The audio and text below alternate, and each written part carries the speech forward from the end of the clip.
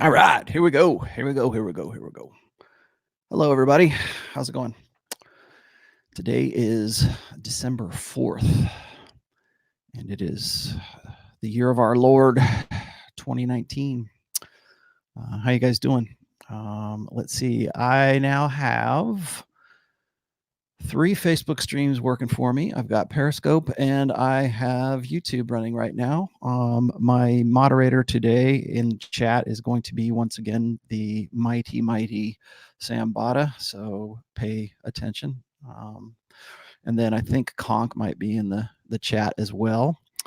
I will be taking questions for today, but I'm going to, you guys got another day of Rolo Solo. Congratulations. I'm here by myself, nobody else today. I was actually going to see if I could get Ryan to come in on this one, but he is indisposed. So anyways, how you guys doing today? It is a very snowy, gray, dark day here in my bunker in the middle of my secret location in the Nevada desert. We are experiencing part of the storm that is actually spread across the United States right now. I did not realize it. I thought it was only here in the Pacific Northwest, but I guess everybody's getting snow right now. In fact, New York, I guess, has a state of emergency because there's expecting so much snow. We only got a little bit of a sprinkling here, but that means it's good news for the mountains. So I might be actually taking the sleds out pretty soon. I actually have to take my sleds to Power Sports to have them tuned up. And yes, the one that I set on fire last season is in the shop, and I'm having it repaired. So, so yes, it will be running once again, and I'll be doing some more video. I think last year I had all of these great intentions to go out with a GoPro and do some like live video from the mountains here in the Sierra Nevadas, and I never got around to it. I was too busy setting my good sled on fire, and my little sled, I didn't have it. I did not pay for the registration for it because I thought I would spend the whole season on my big sled. So anyways, so that's something that I'm doing right now. You know what? Another thing that just happened as well is here in the desert, when it snows and it gets cold, the coyotes get a little bit more bold. So I had a coyote encounter today in the back where all the dog walking paths and stuff are, but they're like bordering right on open desert. And they're very bold. They'll follow you. And they don't care how big your dogs are when they get hungry enough. So it was kind of interesting this morning. I had 2 greyhounds and was followed by 2 coyotes, and that was interesting. You got to teach your dogs not to go after them. I think that they originally wanted to go follow after them, but that's not a good idea because where there's 1 or 2, there's probably about 5 or 6 more somewhere. So got to be careful of those things. And the coyotes out here are not like those scrawny ass ones you find in like Southern California in the city and stuff, or whatever the suburbs. Like out here, they look like small wolves. If you check my Instagram feed, or you check my Twitter feed, I've got a picture of 3 of them all together. And every once in a while, I'll go out there with my camera. I like to take pictures of wildlife and stuff like that. So it's something that I like to do. When I was living at the other place, we used to get wild deer, like mule deer, and gosh, it was like we had to be careful because we had mountain lions too, and we had the big woolly coyotes out there as well, and it was interesting. I really liked being out and I like being where I'm at right now. I like this part of Nevada because it's close enough to the mountains. I can go fish, I can go take the sled out, and then I'm also close to the city too. So it's nice. I can actually do work and stuff. So in case anybody wanted to know what the hell I was doing these days. Right. Today, though, I am trapped inside. So you're with me. I'm going to use today as an opportunity. I've been meaning to do this podcast for a while now. Like I said, I will take questions. If you want to get your questions answered, sooner rather than later try to stay on topic with them. And today's topic is going to be hypergamy. And I realize that coming from me, that's probably par for the course. And people are going, oh, what the hell is he talking about this? Well, I don't think I've ever dedicated an entire show to this. And more importantly, I'm going to dedicate it to the misconceptions that a lot of people have with respect to what hypergamy is and what it isn't. I have written, I think, a pretty thorough outline of the misconceptions. And I'm going to read a little bit from that today, and then I'm going to explain to you guys what I mean by that. Because I think that hypergamy is one of the things that is one of the most deliberately misconstrued ideas in the red pill, the manosphere, whatever you want to call it right now. As far as my work is concerned, I have people hit me up all the time and they'll say, well, Rollo, you know, a lot of guys are taking your work and then they're like perverting it, or they're distorting it, or it's good work, but these guys, they get angry and then they take all this shit to heart, and they think that just because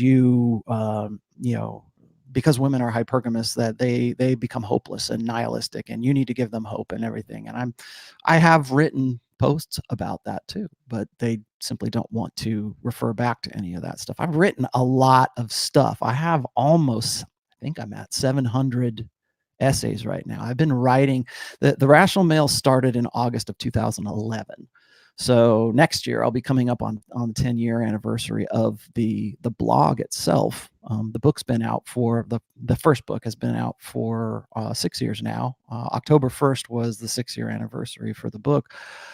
And so for me to run all that stuff down, or to hold people's hands and say, no, here's where I said this and here's where I said that, I don't have the time to do that if I'm going to progress and keep going. If I'm going to keep doing the things that I feel like I need to do, which right now is write a book about religion and the red pill. But once I'm done with that, I'm going to move on to something else as well. So I want to be able to come back and do a little bit of remedial work, like, because I can't expect people to, particularly people who are new to reading my book, or new to the red pill, or new to any of this kind of stuff. I think it's really easy to get sort of sidetracked or misled by about what my intentions are or whatever. It's like, I don't necessarily have intentions per se, above and beyond like making people aware of what's going on. So yeah, well, this is actually a good one right here. Thanks. Most women have the perception of their own hypergamy, do they? Well, no. And that's by design, or that's by I shouldn't say design, that's by necessity. And I'll talk about that here in a little bit. In 2017, when I did my very first appearance at a certain convention that will remain nameless, I did my very first talk was called Hypergamy Micro to Macro. And in that very short 1 hour talk, I did my best to lay out where I think hypergamy came from as far as biology and evolution was concerned, and what it is when it is extrapolated beyond that. So what is hypergamy from a biological sense? Why is it part of a woman's, like, say, menstrual cycle or natural cycle?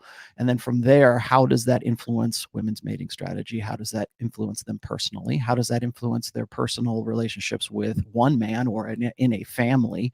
And then how does that influence them in a social arena? How does that influence their thought, their way of thinking in a political sense as well? And so that's what I meant, was the micro being, the biological side of things, down to ovulatory shift and the menstrual cycle, or women's sexuality is cyclic. I think that's the first thing you need to understand. And then extrapolating that and taking that all the way up to, well, we need a female president. And if that's what we all agree, well, why do we agree on that? And if that's not what we agree on, why don't we agree on that? And what does that look like? And what does a gynocentric social order look like as a result of the micro aspect of hypergamy, being the biological side of things? I'm going to start with I'm not going to dig too deep into the micro side here. I'm going to show you just some basics here, a little bit of what I did during that talk. That was like 2 years, a little over 2 years now. And Honestly, in 1 hour, I don't necessarily think I can do it justice. So one of the things about the red pill is that it involves a lot of complexities. It's not something like people will ask me, well, and I've had to actually answer this not too long ago. People will ask me, give me an elevator speech for the red pill. What is the red pill? What is the blue pill? And they want it in the TLDR version, right? They want it at that little blurb at the very end of your very long essay that describes all this stuff, and they want it like distilled down to some sort of info bite that they can quickly understand and digest and move on. Well, problem is the red pill doesn't work that way. It's way too complex to just say, well, this is what it is and that's it and bye. You know, if that was the way it was, man, I could make a lot of money off of that and make it very, very simple, but it's not. It's very complex. There, as you will see when we talk about hypergamy micro to the macro side of things, it's not just about well, women are just this way and that's how it works. No, I mean, there's a lot of things that get added on to that. I've described it as this, and this is really kind of how my writing actually works. But I think of a core concept as like the trunk of a tree, and then the branches that come off of that one core concept or core idea can go in a lot of different directions. So I might be able to distill down like what hypergamy is, but where it goes from there, that's not just a 1 hour talk. So today I'm going to discuss that a little bit in more detail, because I think what people do right now, particularly my detractors, is they think that, well, all Reeee ever talks about is hypergamy. Well, I do, because that's the trunk of the tree. Okay, that's where a lot of this stuff gets distilled down to. So when you're trying to figure out, you know, why it is that women want alpha seed and beta need, right? Why is it that hypergamy works this way? Or if we just focus on one thing, like I've criticized a lot of people, not just Jordan Peterson, but a lot of people for focusing on only one aspect of hypergamy. So what is this, Chris Von Erich? Thank you for the $12. Revisiting your state of the manosphere a year later. What's going to be in 2020? Well, Chris, I'm glad you brought that up, because I was saving this for later. But in on I think it's December 28th, whatever that Saturday is, the one that is right before New Year's. I'm going to be on Rule Zero, and we're going to do a end of the year wrap up. And so that question will be answered in a 2-hour show. I'll remember you. I'll remember your $12 contribution during that show. So that on that day, on that Rule, and I'll be hosting it. So on that Rule Zero show, we are going to be talking about the year in review, and we'll be talking about like predictions for the future. And this should be an interesting show, because we're entering United States anyways. We're entering into an election year, so that should be. If anybody saw the Red Man Group show, it's going to be something similar to that, where we're going to sort of make our predictions and calls and actually review what it was that I think I predicted pretty accurately, in some cases, unfortunately, from last year to where we're at right now. So that's coming up, just so you know. So anyways, getting back to hypergamy, I've got a few things here to look at. I've got some graphs for you to peruse, so you can see what I'm talking about.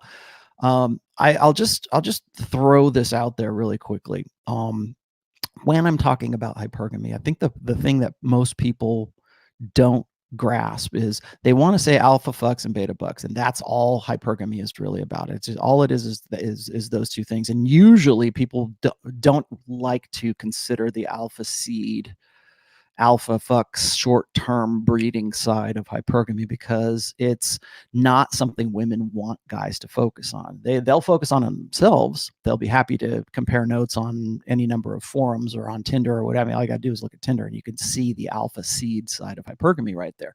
It's not too difficult. But what a lot of guys do is they find more. I think guys find more hope on the beta need side of things, the beta bucks side of hypergamy, and so that's what they tend to focus on. They tend to look at things in terms of like long term, because that's really what we're talking about. Is when we talk about alpha seed and beta need, the alpha side is really short term breeding. It's hot in the instance, It's girls' night out in Las Vegas. It's the hot guy in the foam cannon party on spring break in Cancun. That's the alpha seed side of things. That's the he looks hot, or what is it? This is how it goes. It's I was drunk, he was cute, and one thing led to another. That's the alpha seed side of hypergamy. Guys don't like to focus on that because I think they feel like their strengths lie, and generally they're right, lie on the beta bucks provisioning side of things, and they think that that's the more direct route. It's easier to figure that out than it is to figure out the other side. So it's, well, I've got a good job, I love my mom, I like puppy dogs, I went to school for 4 years, I did all these great things, and now I'm 30 years old and I'm looking for a long-term woman to settle down with. You will find somebody at that point, but I don't think that we tend to consider hypergamy from both sides. There's two sides to hypergamy. It is the dualistic nature of hypergamy, which is alpha seed and beta need.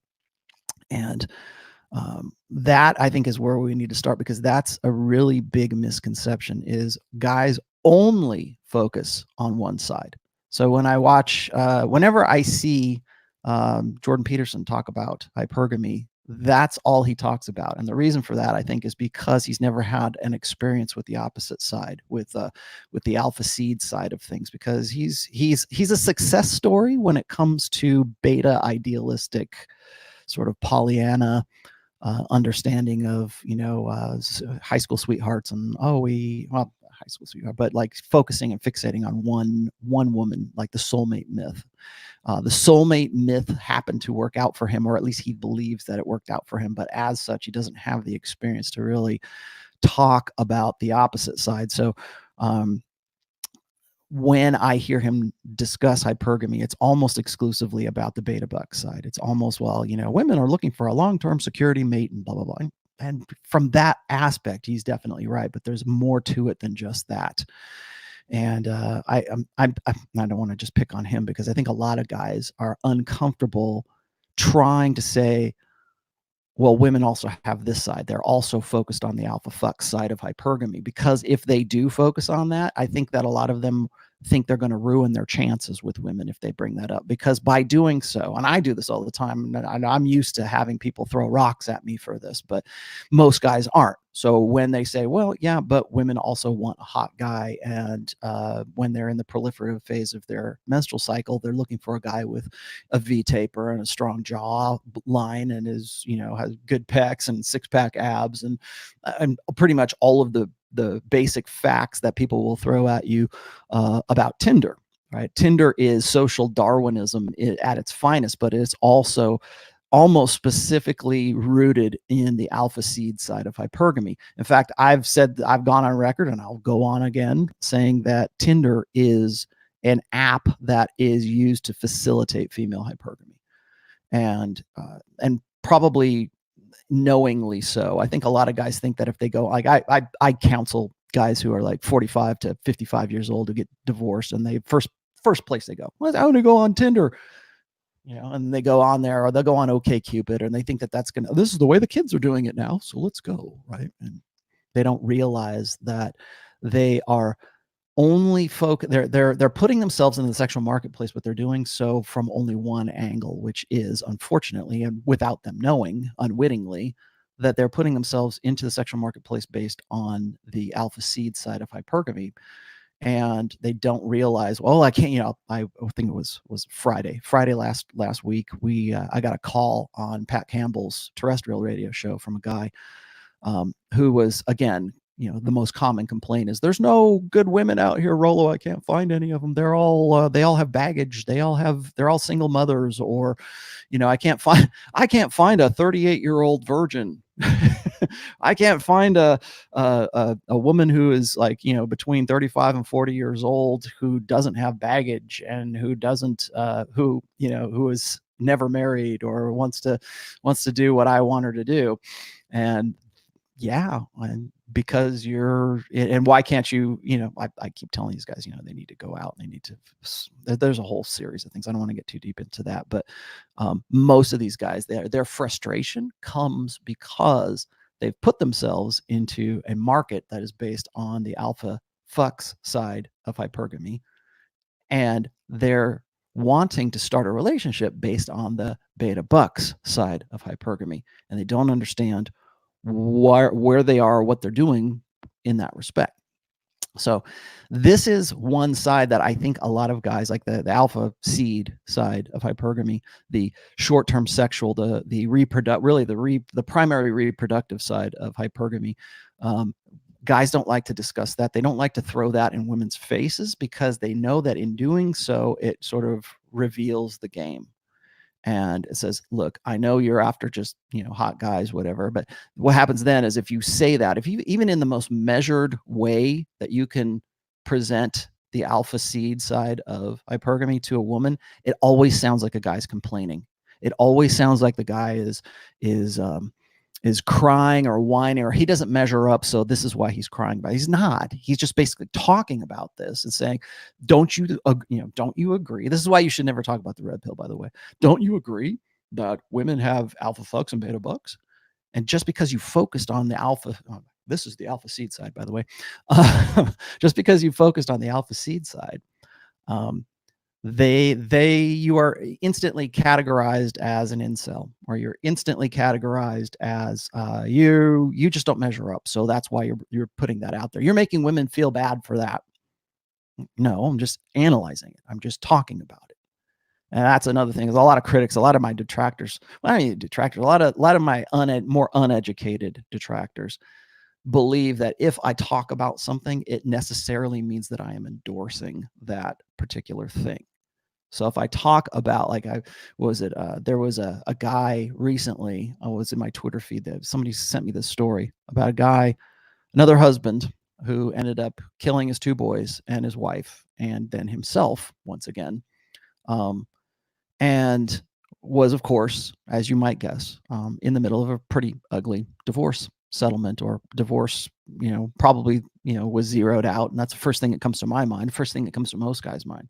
But for me to say, just to random people, like not people who are in the community, but people who are outside of the red pill community, say, well, I wonder why he did that. I wonder why these guys do that. I wonder, even just asking that question, saying, I wonder why he did this. Oh, they were going through a divorce. I wonder if that had anything to do with him feeling suicidal. Well, just me asking that question means that I'm endorsing that. Well, you're a creep. You're a horrible person for even asking those questions, for even thinking that. What are you endorsing that murder? No, I'm not. I'm asking the question. I'm just saying, have we thought this out? Maybe there's something. Maybe it isn't gun control. Maybe it actually is the fact that these guys are getting zeroed out and they don't know what to do with the rest of their lives. Maybe that has something to do with it. I'm not saying she should stay with the dude. I'm just saying that there might be a possibility that there's a connection right there. No, you're horrible. That's the same as being a murderer yourself. No, it's not. No, it's me analyzing a situation. So when I talk about hypergamy, people want to say, well, there's some pretty ugly aspects of hypergamy. There's also some really good beneficial sides of hypergamy too, that, it just is. But because I ask questions, because I talk about certain, like I talk about it in its duplicity, right? And in its dualness, alpha seed, beta need. If I talk about that, then suddenly I must be endorsing the worst aspects of hypergamy. Oh, it's a lot of hypergamy could be viewed as immoral. A lot of the fallout of it can be very a lot of, I won't say atrocities, but a lot of negativity can be the result of women focusing on, solipsistically focusing on aspects of hypergamy that are not in really their own best interest and long-term best interest, but also not in the interests of men, or of being pro-social. And I'm going to talk about that here in a little while. But just suffice to say that ever since the sexual revolution has unfettered hypergamy, all of the buffers and all of the stigmas that used to be in place to be a check and balance, like checks and balances against the worst aspects of hypergamy, all those are gone. So are those horrible? Are those antisocial? Are those bad behaviors? Are those immoral behaviors? Are those humanity behavior? It can be. Some of them can be. Yeah, absolutely. But because I talk about them doesn't necessarily mean that I endorse that activity. Okay. We're just analyzing this thing. That's why it's I had to say this from the outset here. That's why it's important to understand the red pill as a praxeology. Because if we don't, then just asking questions or just talking about certain things means that we're assholes, or that we are anti-woman, or we are anti-religion, or we are immoral people, amoral people for not addressing these things, or for actually asking questions or connecting dots. Oh, if you only an immoral person would connect those dots. No, it's just somebody who has a question and I'm trying to get an answer for it. So what you do with that information is really kind of up to you. So anyways, hypergamy is based on two things. It's based on alpha seed and beta need. The reason I say this is, and I'm going to call up let's see if I can go get this really quickly here. This is well, that's not the one I wanted. This is the one I wanted. There we go. Okay, I'm going to call this one up really quick. Please be patient with me for 1 second. I am a one-man show. There we go, much better. Okay, I'm going to share this with you guys. All right, you want to know where the basics of hypergamy start? It's right here. I'm sure anybody who has seen this chart has probably had basic sex ed in high school. When we're looking at women's ovulatory cycle, it's a 28-day cycle. There is the follicular phase and the luteal phase. Those are the two sides that I think for most people, when it comes to like understanding hypergamy, understanding even actually some aspects of game, it's a good idea to have this as your basis. Okay, so you can see right here that during these times, between like day 1 through day 14, the follicular phase right there, the last like half of that, like say day 8 through 12 right there. Now 14 right there, I should say, is ovulation. That's when the egg is released. But in that phase between like day 7 and about day 12 or day 13, somewhere in there, that is what's called the proliferative phase. And that is a phase in which women are mostly looking for a guy who has conventionally masculine traits, looking for the guy with the V-taper, looking for the guy who's hot, looking for the guy who also shows behavioral signs of dominance, competency. There's other aspects that are behavioral aspects to this, as well as the physical aspects. So all of this, in theory, this is the theory of ovulatory shift. All of this in theory is meant to is based around the idea of maximizing the potential for fertility, for maximizing the potential of a woman to get with the guy who is the best genetic specimen that she can get with. Now, I can't go into like minute detail in this podcast about this, but if you really want a better understanding of this, there's a great book by Dr. Marty Hazelton called Hormonal, and she talks about all of the behavioral aspects that are that happen during the proliferative phase or the follicular phase of the cycle here. Now you can also see, if you're wondering what those levels are, like hormone levels right there, LH is luteinizing hormone, and that's the one to really watch out for right there. Progesterone only comes into play really in the luteal phase, and there's a reason for that, because it's meant to bring down the levels of the other. It's like a buffer really to bring down the levels of the other hormones that are being flushed into a woman's cycle. And yes, before anybody asks me this question, does birth control have any kind of like buffering effect on this? Yes, and I will get to that. So just hang tight. We're gonna talk about that in a little bit here. But what I want guys to understand here, and this is like one thing, like we'll get this in sex ed in like high school, or maybe if you're in college and you're studying like medicine or something like that, you might get this. But what we don't see about the menstrual cycle for women, or ovulatory shift for women, is that this is the basis of where we get hypergamy, because this is what prompts women to look for alpha seed and beta need. Now, we've already talked about I've kind of joked about this. If you've read my first book, or you've read I've got an essay that's kind of like a seminal essay, pun intended, for really all of my work. It's called Your Friend Menstruation, and I go into this stuff in detail. But in that essay, I refer to the follicular phase, or the proliferative phase, of women's menstrual cycle as the alpha phase. This is where women are looking for alpha males. This is when they're looking for conventionally masculine features, conventionally masculine behaviors.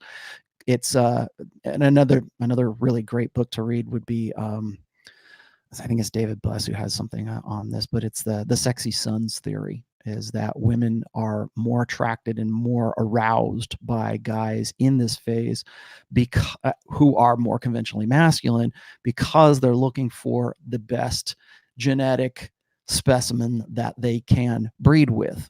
Now, is any of this something that women are consciously thinking at the time? No, all of this is sort of under this is the subroutine that's running in the back of women's heads. So like women will come up to me and they'll go, I don't think that way. I'm not thinking about reproduction. I just want to have a good time. I just want to have sex. Well, the desire for you to want to have sex with a particular kind of guy or get hot for a certain kind of guy during that part of your cycle is your evolutionary firmware saying, let's go find the guy that is the best guy we can get with so we can have his babies. So it's not that you're actually thinking those things consciously. And I have to say this, I think this is probably pretty much self-explanatory, but I have to say this because a lot of women think that when I use terms like reproduction, like that, I think that they're out there just like out at, on girls' night out in Vegas looking to reproduce with these guys. They're not. But the act of wanting to get with somebody, the arousal factors and all the things that go into the alpha fucks side of hypergamy are based on maximizing the potential for fertility. Whether or not you're taking, birth control to prevent that is irrelevant. The way you work is this way, okay? The other part here is once you get to day 14 and the egg is released and it flushes itself out, then we go into the luteal phase. And this is something that I've kind of changed my, I don't want to say changed my mind, but I've kind of learned some extra things about, because in the past, if you go and you read my essay on your friend menstruation, I call this the luteal phase. I call this the beta phase. And you notice the progesterone comes up and the feelings of wanting sort of comfort. This is the phase in a woman's cycle where she's looking for the telephone friend. She's looking for the emotional tampon. This is the beta male phase. This is the phase in which she's looking for a guy who has more feminized features, or maybe she wants to go hang out with her girlfriends. This is the phase in which she's going to draw all of her, she'll be crying, she'll be in a more an emotional state. This is when women go through PMS. Well, actually, it's the later stages of this. But this is when women tend to be more moody. And according to Dr. Marty Hazelton, and this is a part in her book Hormonal, this is a theory, okay? I'm not saying this is laid in law or whatever, but there's a theory that the reason why women get this way or they get this moody is because if they've had sex or if they've gone through this phase and they've had sex with, say, the hot alpha guy in her follicular phase, the body doesn't know that it is or it isn't pregnant. Now, it can be tricked, of course, by hormonal birth control, but the body doesn't know that she isn't pregnant. So what happens is the body, a woman's body, errs on the side of, okay, I'm probably pregnant, or I'm probably going to be pregnant. And so therefore, I've got to flush all of these hormones out and I've got to put new hormones in on the chance that I might conceive. And so what happens is during that luteal phase right there, when women are searching for comfort, Hazelton suggests that women go through sort of a miniature nesting period. Now, when a woman actually is pregnant, where we know that she goes through a common nesting phase when she realizes, she sees the pink, the positive pregnancy test, or her body sort of goes into pregnancy mode. Women, of course, when they are pregnant, they get a little more moody, or they go through mood swings, and hormones do a number on their brains, I guess, during that time. But during this period, if a woman isn't pregnant and she goes into her luteal phase and she's beginning to flush out as you can see there at the bottom, I don't know if you can see this, there at the bottom of the ovulation right there, the menesis part, where she is flushing out the blood and everything else that goes along with that. That's that 1 week of, sort of what we call Shark Week, right?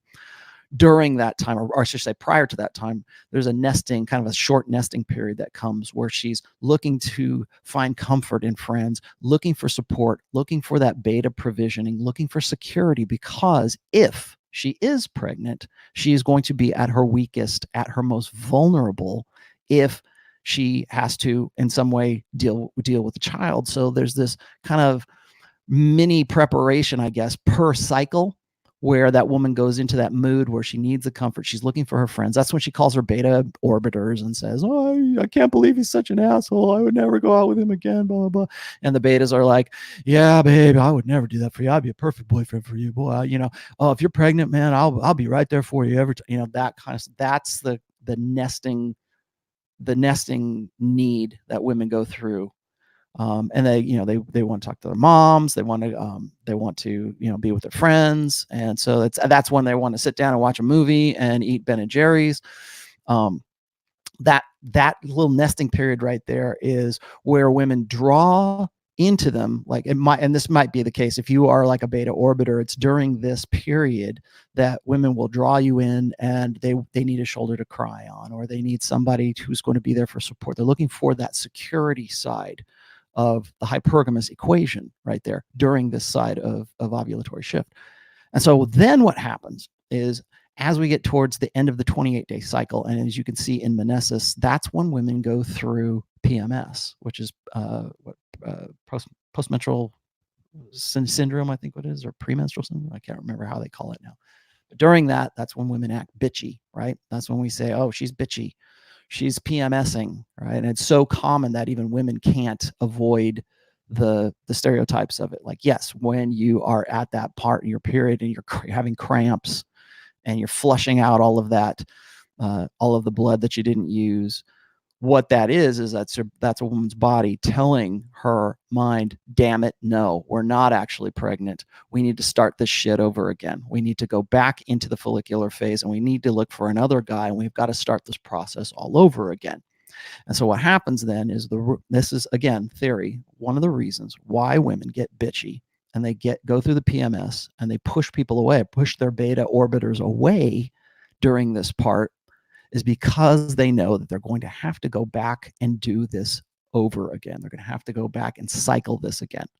So what happens is they go through in the luteal phase, the first half of it is going to be the comfort phase, the comfort and beta security phase. Then the other half, like say day 22 through 28, somewhere around there, is when a woman goes through PMS and she's got to push guys away. She's taking a Midol. She's having cramps. She's irritable. She's cranky. And in doing so, the evolutionary theory of this is that she's pushing away the beta orbiters that she had drawn to her before, because she thought she was pregnant, because she thought she was going to be vulnerable, because if she had the kid, she would be vulnerable. So now the jig is up. She realizes she's not pregnant. The body realizes she isn't pregnant. The hormones that are released say, "Okay, we've got to go do this again, but I'm irritable and bitchy and everything." So what's the latent purpose of that? To push those beta orbiters away, to push other people away, to get with her girls when the follicular phase comes back around again. And now she's in a proliferative phase, and we start this all over again. So you have two sides, and this is the micro side of hypergamy. So you've got the two sides of this. You have the alpha seed side, which is the follicular / proliferative phase. And then you have the two sides of the luteal phase, which is the down cycle, if you will. The down cycle is flushing out all of the hormones that were needed for ovulation and for to prepare her to increase all of the odds in which she can become fertile, she can become pregnant, and then flush all that stuff out. And then the latter half of the luteal phase is when a woman pushes away the beta orbiters that she drawn to her because her brain thinks that she needs to nest, that she needs that protection and to ensure her survival, and also bring in her girlfriends as well. So there's a collectivist sort of female nature side of this as well. I'm not going to dig into that too much today, but just understand that the first phase, the follicular phase, the proliferative phase, is the alpha phase. That's when women are looking for the alpha fucks. That's when they are looking for the short-term breeding. That's when they're looking for the guy who's going to be the best specimen for her to have sexy sons with. Then ovulation occurs at day 14. After that, and again, these are just mean averages. It doesn't necessarily have to be 14. It could be 13. It could be 12. It could be 15. It could be 16. Those days, and depends on the age of the woman as well. And then after that, she goes through the luteal phase. That's the beta phase. That's the beta provisioning phase. So when we look at the differences, I'm going to show you this other chart here real quick. Give me 1 second. But as we're looking at the differences here, and I will show you what I mean here by getting this up for you real quickly. There we go. Okay, so here's what I mean. So you can get an idea of what I'm talking about here. And I'm sorry you can't. Actually, let me take that off real quick. Hang on. Let me hide that for a moment. There we go. Now you can see this a little bit better. Okay, so the behavioral functions here is during that 14-day period, as you can see at day 14, we're looking at high fertility, peak fertility. This is where functions to bias sireship. What I mean by that is this is where alpha seed becomes the priority. As you can see down on the bottom there, it's the alpha genetic preference. That's what I mean by that is she's looking for that conventionally masculine guy during that part of her menstrual cycle. She's looking for the guy who's going to be the best genetic match for her. Whether or not that guy's going to stick around, particularly in today's day and age, is anybody's guess. So, but understand that during this side, we want to know how we came to the idea, how I came, how anybody came to the idea of how hypergamy works. This is where it starts down at the biological level here. So then you've got the beta phase, as you can see here at the end, low fertility, functions to confuse paternity. What that means is that during those days also is when a woman gathers her girlfriends together or gathers her beta orbiters together. There is also, and this is sort of primatology right here. There is a theory that women go through the behaviors that they go through during this time to confuse paternity when we used to live in our tribal, hunter-gatherer days. That was a theory. Like I said, I'm kind of still debating whether that's even functional now, but in the past, it might have been why those behaviors happened. It also, like I said before, it also could be that women go into that sort of mini nesting period during their down cycle, the beta period right there.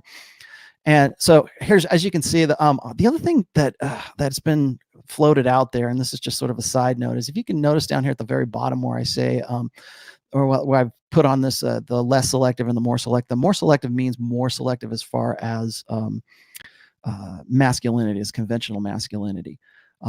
This is not my work, but it's really more the work of, like, say, Hazelton or Gangstad or some of these other people that I quote a lot, or I cite their works a lot.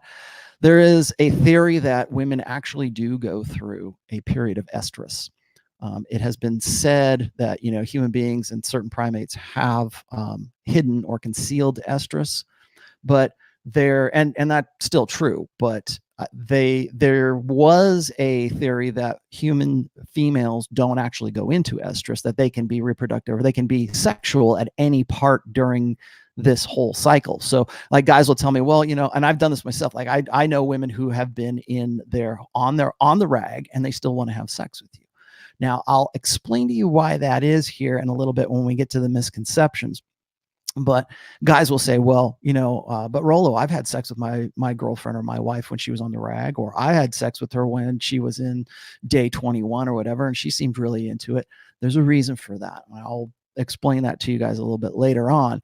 But that's the side of this that says, well, there's really isn't such a thing as estrus because women will have sex anytime. Well, yes, but they will have sex in and for different reasons and in different behaviors. So we'll come back to that here in a minute, but just know, just for sake of knowledge here, that there is a theory that says women actually do go through a state of estrus, and it is during that proliferative phase, like I've got right here, from like about day 9 till about day 15. Somewhere in there is when women are looking for the more conventionally masculine guys.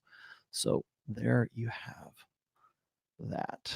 And I will switch out of there. So those were a couple of the graphs that I used for my original speech. Now, why am I getting into this? Well, you got to know these things. And let me put this back up there. So you have a better, more thorough, I think, understanding of, what did you say? What was this one? Oh, let me get to this really quickly. Carl Bennington says, female boss slammed a door on me. Proliferative phase? No, actually, more likely she's in her down cycle. Bitchy, angry, usually means PMS. Now, is that the only thing that it could be? No, she might just be pissed off. Okay, fine. But if you wanted to apply this behavior to where it would likely fit on that cycle, then yeah, I would say probably the latter half of the luteal phase, most likely. But again, who knows? It's just one incident. So you can't, that's the thing is people like women will say this all the time. And even Marty Hazelton says this in her book. She says, you can't just call a woman hormonal. Like women can actually get pissed off for a reason that has nothing to do with their cycle. Okay, fine. I understand that there might be something that just came into their, into their awareness and they get pissed off at it. Okay. It doesn't mean that she's always that way. But I'm saying if you are going to, we're looking at things from generalities here. We're not looking at them in specifics. So what specific thing pissed a girl off doesn't necessarily mean it's because she's in that particular time. You get pissed off. She could certainly get pissed off when she's in her proliferative phase too. So anyways, let me keep moving on here. Period sex is fun. Oh yeah. Yeah. Red Wings, right? There you go. Yes, I have had sex with women who have been on the rag. Let me cover that really quickly here. A lot of guys will, like I was just saying a moment ago, and this is one of the misconceptions, is a lot of guys think that because I've talked about this, or because I say, well, women are more into sex during their proliferative. Proliferative means that they're actually pro-sexual. They're proliferative is not the word I'm looking for. They're proceptive. They're proceptive for sex, meaning they go out and look for a guy, or they put themselves into social situations where the possibility exists that they might find a really hot guy. Okay. So when a girl says, hey, me and the girls are going to go out on our girls' night out, we're going to do it next week. That next week, I would say amongst the girls that are all going on that girls' night out, most of them are probably going to be in the proliferative phase of their menstrual cycle. So when that woman comes up to you and she asks you, honey, the girls want to go to Vegas for this weekend, understand there's a high probability that they're doing that at the time when she is at her most fertile stage, because women will subconsciously put themselves into positions where, or not even subconsciously, sometimes actually, consciously put themselves into positions, or as the other one, what was the other one? Women wear red. Women tend to wear red when they are ovulating or they're in that proliferative phase. And so there are certain ways, again, Hazelton goes into this as well, is like there are certain ways that women present themselves during that period of their menstrual cycle that leads them to be more proceptive, or at least leads men, or their visual and behavioral cues that lead men to understand that they're in a fertile state.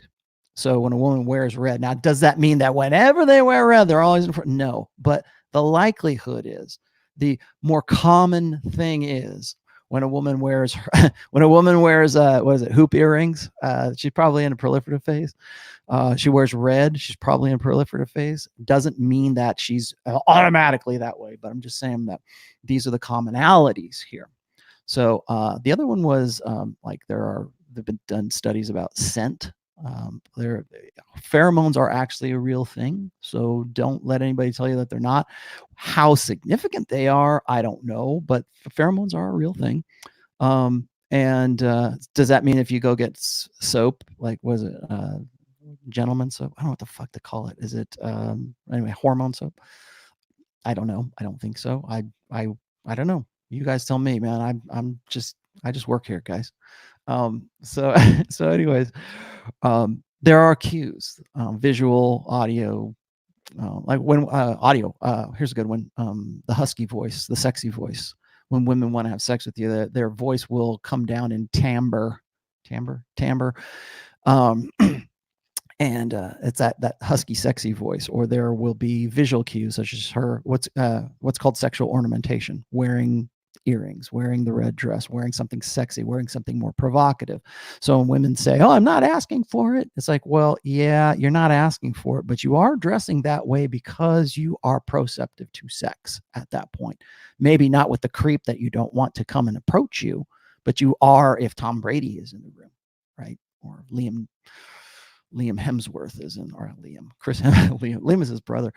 Chris well, maybe Liam, but Chris Hemsworth is in the room, right? So there are definitely specifics that have to be followed, but or that women would like to be followed. But so as far as so like guys will ask me this, they'll say, "Well, I've had sex on Rag Week, on Shark Week. That means hypergamy is bullshit." No, I'll tell you why, and I've done this before because I thought about this as well, because this is sort of a confounding thing that I have experienced in my life. Is back when I was in my rock star 20s, I can remember times when I had same night lays with women who would say, "Excuse me for a minute," and they would go out and take out their tampon, and then they would want to have sex with me, and they rode me to glory because they really wanted to have sex with me.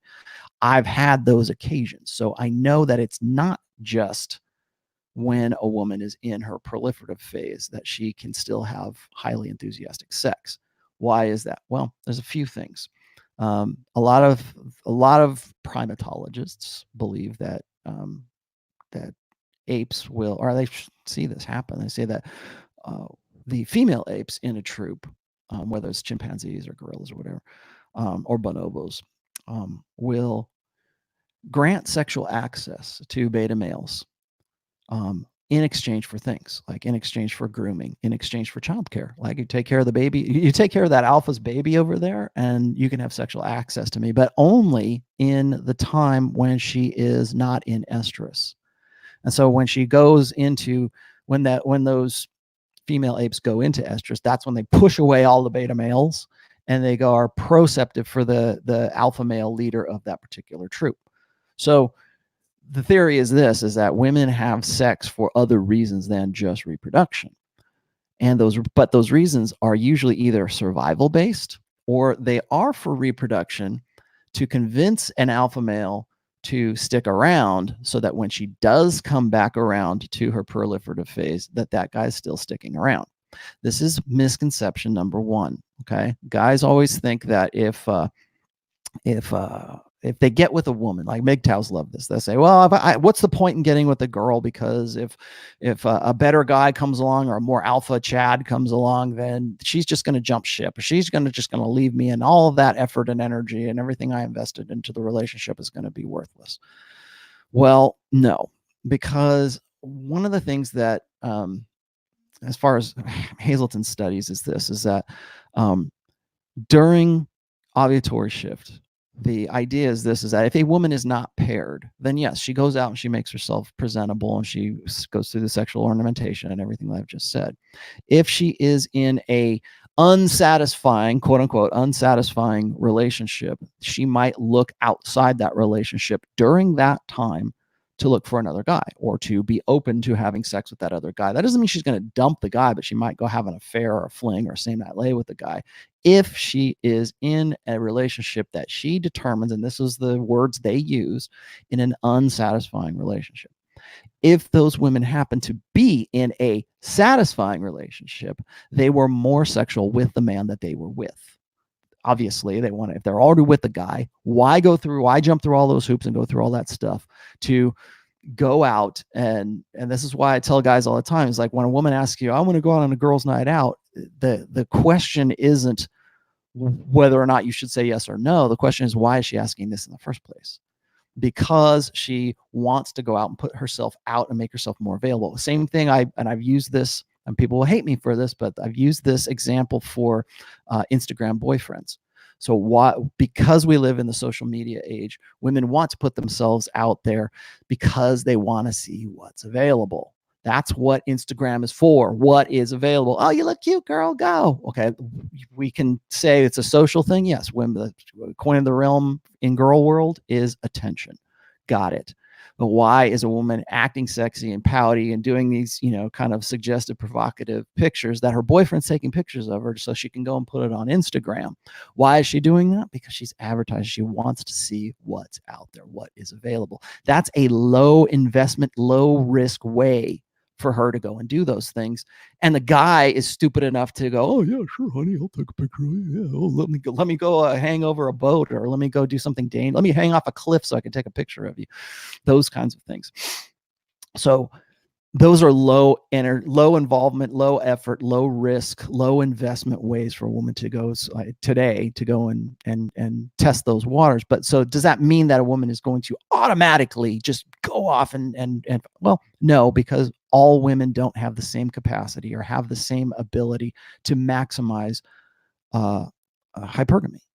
So if you've got a woman, and maybe it's because she, God forbid, maybe it's because she actually was raised in a certain way, or maybe she was religious, or maybe she has some sort of social buffer or mitigation that is a buffer against the worst aspects of her hypergamy. That's part of one of those bad things that comes with unfettered hypergamy. A woman has the option to go and cheat on whoever she wants to. We go ahead whenever you want. In fact, they're incentivized to do that.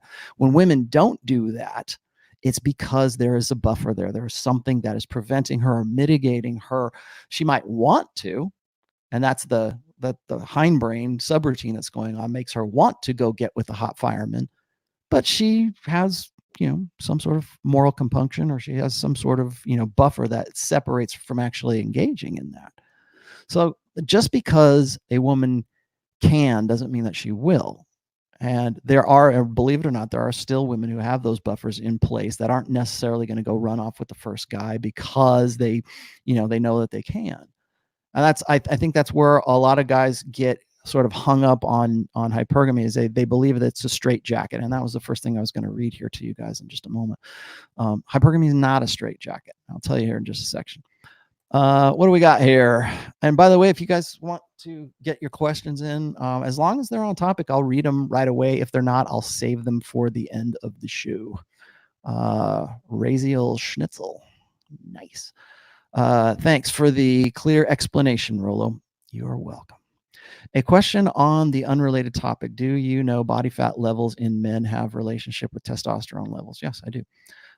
Conventionally masculine behaviors. Yeah, I realize that. Well, here's the thing about testosterone. Testosterone is a precursor for those masculine behaviors. What we would think of as dominance behaviors or even dark triad behaviors, a lot of those can be modified by testosterone. That's why you get roid rages, right?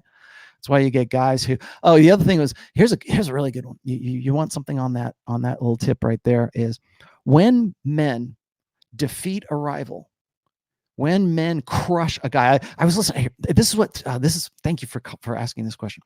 I was listening about 2 weeks ago, and Pat Campbell, if you're listening to me, I think the guy's, I forget the guy's name, but he was you have him on the show quite often, and I don't remember the guy's name right now, but he was a former military guy. He's now, I think, a politician, or maybe like a congressman or something like that there in Oklahoma. Oh God, why am I blanking on his name right now? Anyways, he was former military, and he was talking about like the nature of men and how great it feels to kill another guy, to have that rush, to know that you defeated a guy in the most ultimate way as possible, and to get that kind of testosterone hit when that happens. Now, that's the ultimate. And I'm not saying go out and kill people. I'm not saying that, but I'm saying that when men defeat a rival, especially if it's like in sports, or if it's at a game, or even if your sports team wins a particular game. Feminists have said this before. It's like they hate the Super Bowl because when their team wins or their team loses, the guy, if the team wins, the guy's team wins, then he's more likely to go home and beat his wife. That's what they're trying to make the case for. But it is true that when men defeat a rival, that they get a spike in testosterone, and women pick up on that. It's one of the more uglier sides, I guess, of human our biologies and how we work. What is it? I think it's like when lions, and I think gorillas as well, when a new alpha male comes into a lion pride or a gorilla pack, that alpha male tends to kill off all of the babies of the former alpha to make sure that his legacy goes on and his rivals doesn't. And you want to know where men get the jealousy feeling from? This is it, or the need to know paternity. This is it. So what happens is when that male goes in and kills off the children of his rivals, it causes the women in that pack, the females in that pack, to go into estrus. And that might seem a little, like cruel, but it's the way that it works. Because that, I've lost my kids, I need to have more kids. It's all about the babies. So what happens is it triggers the females to go into estrus at that time. That's one of the more uglier sides of things. It can be infanticide, I would say, is certainly ugly. But there are certain things, certain environmental cues, triggers that will trigger a spike in testosterone as well. So there you have it. I know it's not really where I wanted to go with this, but okay. Damn it, I was supposed to get something to drink. Okay, guys. So anyways, I'm going to go through some of these misconceptions here. And if you're interested in the list I'm about to read to you guys, you can find this in the description here. Also, we're at the top of the hour, so I'm going to tell you this right now. Please subscribe to this channel. If you haven't done so already, I have a Patreon as well. You can find the link to that also in the description here and how to support the show. I'm trying to push Patreon for this year because really I think that's probably the best way to support me in a fairly affordable. My lowest thing is like $5 and I don't have anything higher than that. So if you want to get more, I'm happy to have it. But Patreon's a good way to keep things going. And I, of course, always appreciate the super chats. I do have to sort of hedge my bets right now because I don't know what's going to happen in the future with respect to YouTube and other things that are going on in an election cycle, which we will talk about on the 28th. By the way, in case you didn't know, Rule 0, we're going to do our end of the year show on the 28th. So check that out and hit the subscribe button. And also, if you haven't done so, I could really use a good book review. If you've read the book and you really appreciate it, you don't even have to pay me anything. You don't have to give me anything. Just go leave a 5-star review. That's good too. Works for me as well. So, anyways, in this post right here, which is called, where'd it go? I'm about to show you guys this. It's called Hypergamy, the Misconceptions. Oh, there it is. Much better. Okay, so this is it. The link to this is in the descriptions, and I will sort of move through here a little bit. I wanted to start with this because hypergamy is not a straitjacket. I just talked about that a minute ago. I said this is easily the most common misperception I read. Hypergamy is an evolved social dynamic. That is to say, it is the behavioral extension of biological factors, most notably ovulatory shift, which is why I started with that. Let's see. It is the behavioral manifestations complementary to a woman's hormonal and biological realities. Hypergamy at its root level is about the most efficacious, pragmatic means for women to become fertile with the best genetic opportunities and simultaneously pairing with the long-term provisioning opportunities available to a woman. To a strictly deductive analytical mindset, hypergamy seems like a straitjacket. If you measure up, you're golden. If you don't, you're fucked. This reflex is a binary either or extreme, such as it paints hypergamy as something that is insurmountable and very deterministic. I will admit I've seen some red pill guys either triumphantly or defeatedly cop to the idea about hypergamy. What both fail to consider is women's individual capacity to optimize hypergamy in relative contrast to their own sexual market value. I've seen low SMV pickup artists pull off what to this mindset should be impossible. There is so much more to hypergamy than just what a man or a man's looks presents. There are factors and circumstances that can circumvent hypergamy, and there is nothing deterministic about it. Yes, hypergamy is often ruthless, but resigning oneself to binary extremes about it gets men nowhere. So that's where I want to sort of stop with this for a second. There we go. So the reason I'm starting with this is because of exactly what I was saying before. Don't women want to or was it hypergamy is not a straitjacket. Like I was saying before, I've had sex with women in the past who were on the rag. Why is it that they would do that? Why would they have sex with you? Why would they have sex with a guy or have this urgent, enthusiastic? Oh, thanks, Nomadic Crier, for that. I very much appreciate that, dude. Yay, thanks, man. So why would a woman do that? And here's my theory. My theory is this: is that the reason why a woman will have sex with you while she is not in her proliferative phase, or maybe she's on the rag. I've had some very good sexual experiences with women who are on the rag, but why is that? Because that seems to run counter to hypergamy. Well, it's because hypergamy is not a straitjacket. Just because a woman is in her proliferative phase doesn't mean she's going to fuck you. And just because she is not in that phase, or she's in her luteal phase, or she's in her, her down cycle, that does not mean that she won't fuck you. Now, here's the thing: is the way that I sort of figure this thing out, or I theorize this out, is that if a woman meets a guy who is of high enough sexual market value, she will want to find some way to keep that guy in the loop, to keep that guy as part of her, her sexual options, let's just say. So if a woman is in her down cycle and she meets a guy just by happenstance or whatever, she meets a guy who is like 1 or 2 points above her in sexual market value, who is like, definitely the question is answered. He is somebody who would be the best I could do. She meets that guy. She's not going to go, well, I don't feel like having sex with him right now. Oh, well, I guess I won't get him, right?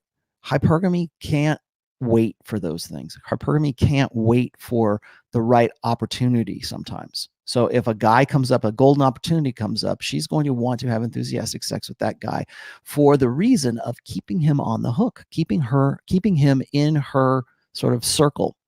So when she meets a guy who's a high SMV guy, she's in her down cycle, she'll probably still have sex with him, and maybe enthusiastically, because you still get off and still have fun, but it's not in the same fashion or the same context as when she would be in her ovulate or in her follicular phase, in her proliferative phase. She will still have sex with that guy because hypergamy can't afford to miss those kinds of opportunities. So yes, even if she can't get pregnant, even if she's in her down cycle and there's very low chance of her getting pregnant, like, how they always say, like, the cycle way or the cycle method of birth control, even if she's in that cycle or she's in that down phase, she still might have sex with that guy because he's so alpha that she wants to keep him in the loop, so that when she comes back around to her proliferative phase, that he's still there and he's available. And then she really wants to have sex with him and really wants to blow his doors off. And because she's more into it, because she knows that she can get pregnant, because she's in that fertility phase. So yes, can women be out of cycle and still want to have sex? Yes, absolutely. And the same thing also applies to guys who might be good provisioning. So like I was saying before, like in some primates, the females will grant access to a beta male because that guy has superior resources, or he has something that she needs: food, child support, whatever it is that she's looking for circumstantially at that point. She will say, well, I know guys are suckers for sex, so yeah, if you give me that banana, I will let you have sex with me. Bang, she has sex. Man, great, I got what I need. As soon as the time comes around, she pushes you away. And this is when guys think, oh, well, I had sex with her, I don't understand. Now she doesn't want to have sex with me anymore. We'd had sex before, and now she's acting like a bitch. She's pushing me away. Why is that? Well, because at some point you had something she needed. And then when you didn't, you were one of those guys during that down cycle PMS stage where she's pushing all of the beta males out of her orbit so that she can focus on having sex, or the potential of having sex with a guy who's an alpha. So there's other reasons. There's a lot of mitigating factors that make hypergamy not a straitjacket. The other thing is this, is that when if a guy is 1 or 2 steps above that woman in sexual market value, she's not going to want to mess it up if her opportunities to have sex with guys who are higher than her are few and far between. So why would she do something like that?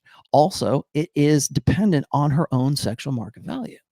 So if that woman is like a 6, and guys want to say, like, they'll say, well, I'm never going to get in with a woman. I'm never going to, I'm not going to bother with it, because as soon as she finds a guy who is a 7, then she's going to go get with that guy. Yeah, but she's a 6. That doesn't mean that the 7's going to want to have sex with her, right? That doesn't mean that, maybe she thinks she's an 8 and she's presenting herself as an 8 to 9s when in fact she's like a 4, right? Remember that just because a woman can doesn't, or would, it doesn't mean that she can. So that's what I mean by like hypergamy not being a straitjacket. So you have to take those things into consideration, because the guys will say, well, I don't want to keep playing these games. I don't want to keep measuring up all the time. Well, first of all, why not? Why don't you want to do that? And then second of all, you don't have to. You really don't have to, because there are circumstances that come that mitigate what you think is a binary hypergamy. It is not. There's ways around. There's ways to circumvent hypergamy. There's ways to, there's contexts that you have to take into consideration. So it's not a straitjacket. And I think that when guys throw that one out, and usually it's guys who are like in the MGTOW side of things, or guys who are incels or whatever, not incels, but guys who are MGTOWs, or guys who are deciding that the juice ain't worth the squeeze. Well, why? Why isn't the juice worth the squeeze? Well, I don't want to keep having to make up all these stuff, because the girl's going to leave me anyways if she finds a better dude. Okay, well, there's 100 different reasons why she might not do that, and you're focusing on one reason why she would do that. So if hey, if that's your thing, go ahead. You want to go your own way, great. I'm cool with that, whatever. But don't think it's because hypergamy is only one way. It's only this binary response. Okay. So just because a chick is hypergamous and she's a 6, that doesn't mean that if, Chris Hemsworth walks in, yeah, maybe she wants to have sex with him, but the idea that, or the possibility of her doing that is so remote that you shouldn't base your entire understanding of hypergamy or your relationship with the chick based on just that. So that's something to keep in mind. Hypergamy is not a straitjacket. That's that's number one misconception right there. And I got this one right here. He says, Raga says, what is, and thanks for the $10, my friend.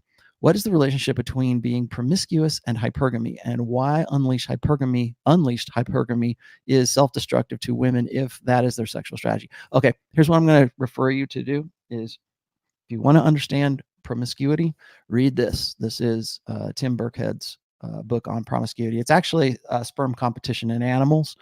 And when you read it with a red pill lens, it will really enlighten you as to the reason why women are promiscuous, because they're looking for the best that they can get to. There is while men, our primary drive is unlimited access to unlimited sexuality. I talk about the feminine imperative. If there's a masculine imperative, it is unlimited access to unlimited sexuality. Now, this is a great parallel here. Just because that happens to be what men's prime directive is, unlimited access to unlimited sexuality, does that mean every dude on planet Earth can actually do that? No, it doesn't. Same thing with hypergamy. Just because a woman is alpha fucks and beta bucks, and you happen to think that if Chad Thundercock comes in and he's a 10, that your 6 girlfriend is going to get with that guy, just because she wants doesn't mean she can. Just because a guy wants to have sex with a dozen different women, that doesn't mean he necessarily can. The desire is there. And there's a reason why we have those buffers. There's a reason why we used to have those social buffers, because it was a buffer on the worst aspects, or the worst consequences, let's say, of following those genetic biological imperatives. But does that mean that it's a straitjacket and we all have to follow those paradigms? You want to know why online pornography is such a big deal right now for guys? Is because it satisfies that.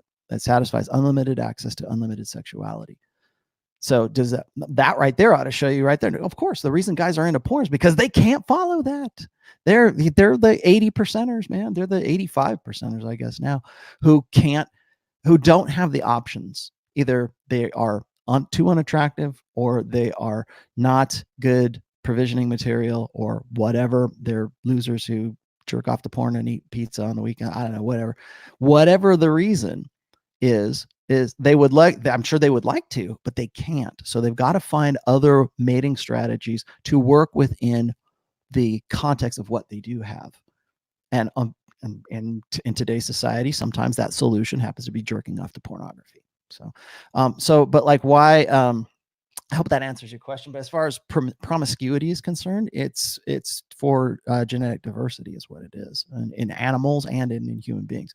I should also say that promiscuity is far more common than most people want to admit. Monogamy is actually an outlier in the animal kingdom, and if you read that book, you'll understand why. So let's see, what else do I got here?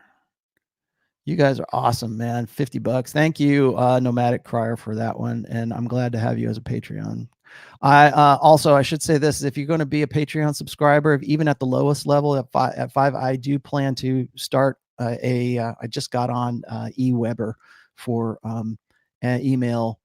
I'm going to try to do a regular email for like once a week or something like that. And no, I'm not going to, it's not a hard sell or anything. I'm a writer. You want to buy the book, fine. But I'm not going to try to sell you on anything that you aren't already buying anyway. So, and then Richard Alexander, if hypergamy is not a straitjacket, then why is it used as one of the reasons to take the red pill and tread lightly with women?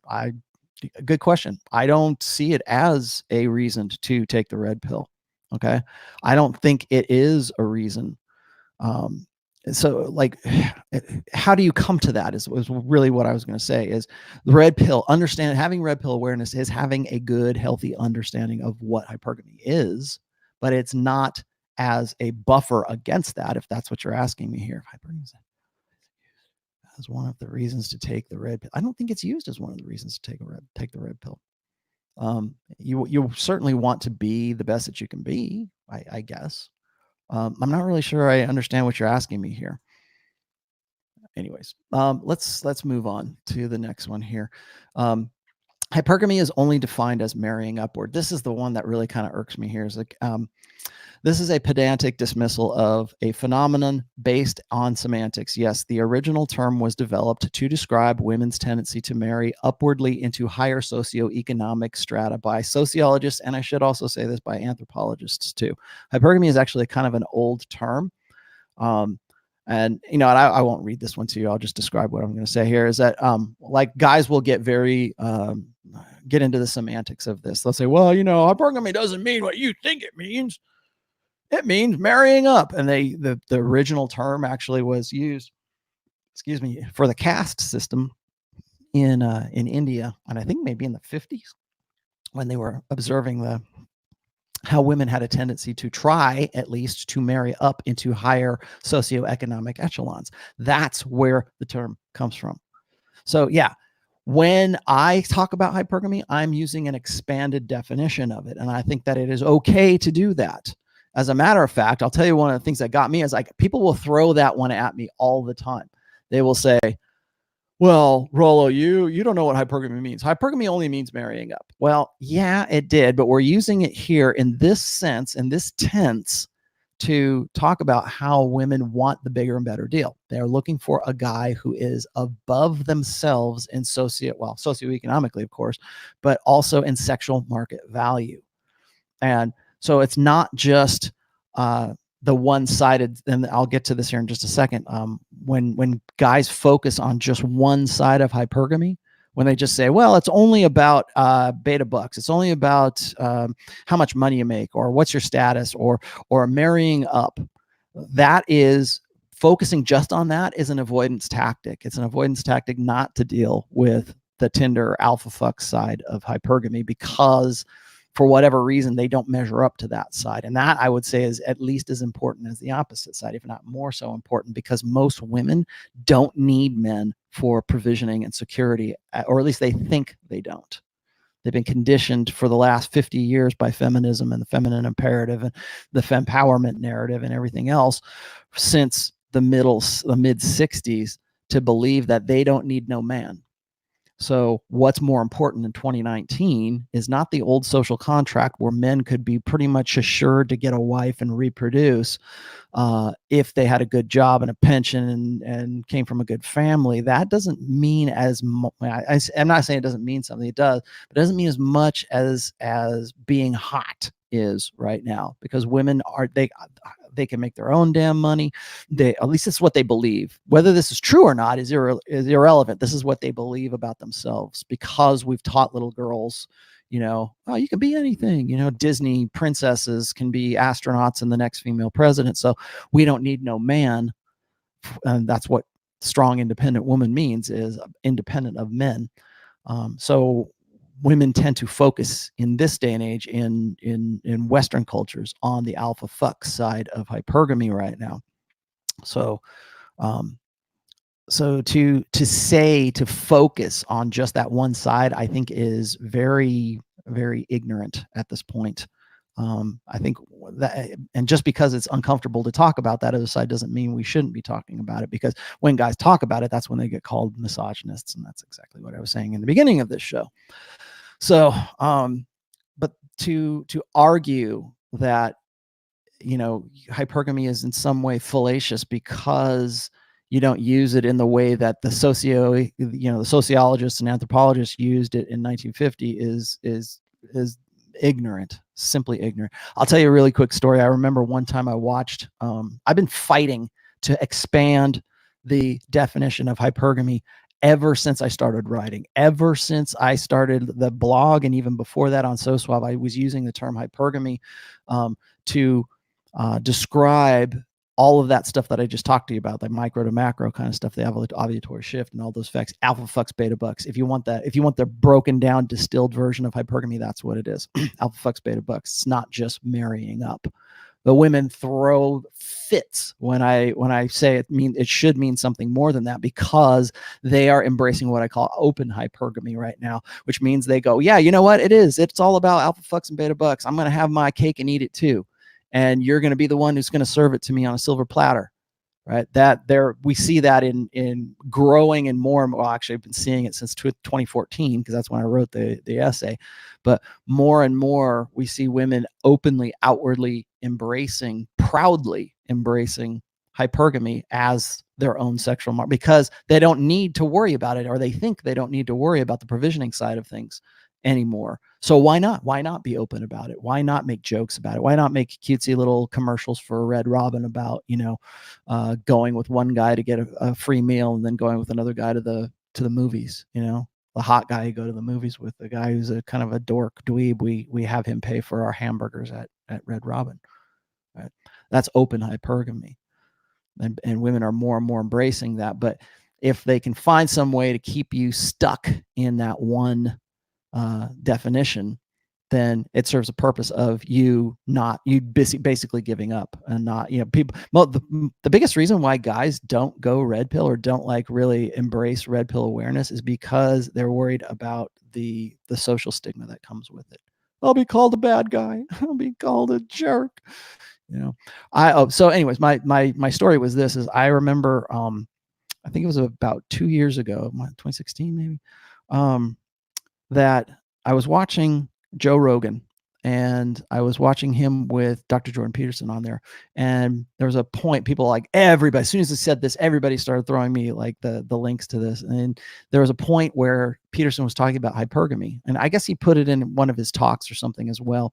And he was referring to hypergamy in a way that no one else was, right? He was describing hypergamy exactly as I've just described it to you, which is women wanting to get with the bigger and better deal, wanting to get with the guy who is a better provider, but also a better lover, also a better, genetic specimen. So he was starting to used the expanded definition of hypergamy for the first time I'd ever heard it from a high profile guy and on Joe Rogan's show. And I'm like, finally, somebody is recognizing a broader definition of the term hypergamy. Now, of course, all he ever focused on was just the beta buck side of it, because that's all he knows. But at least they was referring to the, to the expanded definition.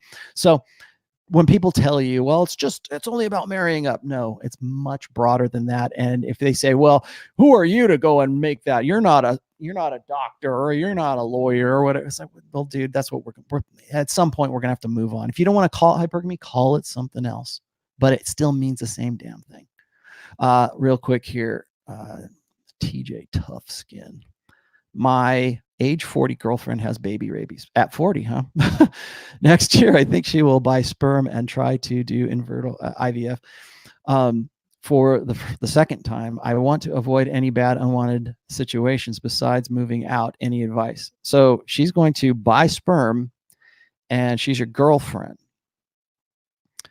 Yeah, get out. That's the best advice that I have for you. Why are you with a 40-year-old woman who has baby rabies in the first place? Did she freeze her eggs? I think the solution to your question is in your question. Yeah, get out. Why is this a thing for you? I don't know what your situation is either, but my advice to you is my advice to you is get out, but also as you're getting out, ask yourself why you thought this was a good idea in the first place. It's time. You want to go home and rethink your life. Let's see what else I got. Chris B in Philly, thanks for that $10, man. You are the coolest dude, because like all you do is just, you don't ask anything of me. You just say, here's $10. That is awesome. Thank you. I appreciate you, man. I appreciate you. That's what I should do. Whenever I get like a super chat and it's got no question attached to it, I'm just gonna go, I appreciate you. What's that guy that does that? I forget that dude. Anyways, let's see. Aquiline Spirit. I've seen your name in here before too. Hypergamy's good for humanity. It is. All the bad genes, guys, will die out. Every new generation will have better genes than the previous one till the end of time. Okay, so that is that's actually a derivative of a common question I get. Guys will say this: well, if women only want to breed with alpha males, then wouldn't that make every guy an alpha, right? As if like alpha is in some way this genetic trait. Okay. So I tell guys this, I say, look, you know what? Are there genetic elements of alpha? Are you born an alpha? And I can say that in some respects, I do agree with that. But, and I should put this link in there. There was this really great documentary that, who was it? Henry Rollins actually did on a show, and it was called The Warrior Gene. And it was based on this idea that there is some sort of genetic component to guys who are more violent or guys who are more alpha. And this was a 2-part series of essays that I did based on that show, because it was actually a 2-part show, asking whether or not, men were born alpha. And I thought that was interesting because he did the test. He did the genetic test himself. And if you know anything about Henry Rollins, he seems like dude lifts. I mean, he's definitely known for having an attitude. Definitely, I would say in some ways, because a lot of guys say, well, he's got some really stupid liberal ideas. And yeah, maybe that's true. But like, he does lift. The dude is pretty yoked. Has always been very much a dominant, conventionally masculine guy for most of his. I mean, he was in Black Flag, for crying out loud. I mean, the guy was in a punk rock band. And so you would think, well, if anybody's got the warrior gene, it's got to be Henry Rollins. Well, it turns out he didn't have it, but yet we still consider him that way. Now, there are a lot of guys in prison who have that gene, and I'll put the link in the description later on so you guys can check that out. Actually, if you want to go look it up right now on my website, on the Rational Male, just type in the search engine the warrior or warrior gene, and you'll find that post right there. It's a fascinating. It's about a half an hour long if you got the time to watch it, but it asks the question: is alpha a genetic trait? And I would say that there are certainly genetic aspects of it. A lot of guys will fight me on this. They'll say, oh, no, man, you got to be a mesomorph. You're not an alpha unless you're a mesomorph. Well, there's other aspects of alpha that don't have anything to do with physicality. Okay. So there could be, social dominance. There's lots of ways that can you learn to be more alpha? I think so. I think you can. I think that you can put it this way: you can be born alpha and you can sure as shit be taught to be beta. You can certainly have that natural proclivity for whatever we think of as alpha, if that is a natural proclivity, and I think it is.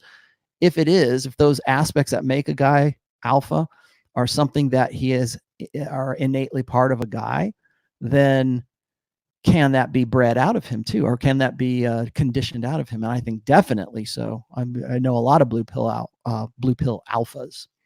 So the question though was like, wouldn't we all be alpha if that was the case, right? Well, if women are only selecting for alpha males, well, the thing is like, they're, first of all, not all women can get with an alpha. Let's just say, like, if we're looking at this from the Pareto principle, and you say, well, there's 20% of guys are alpha and 80% of guys are beta, some of those betas still get to breed.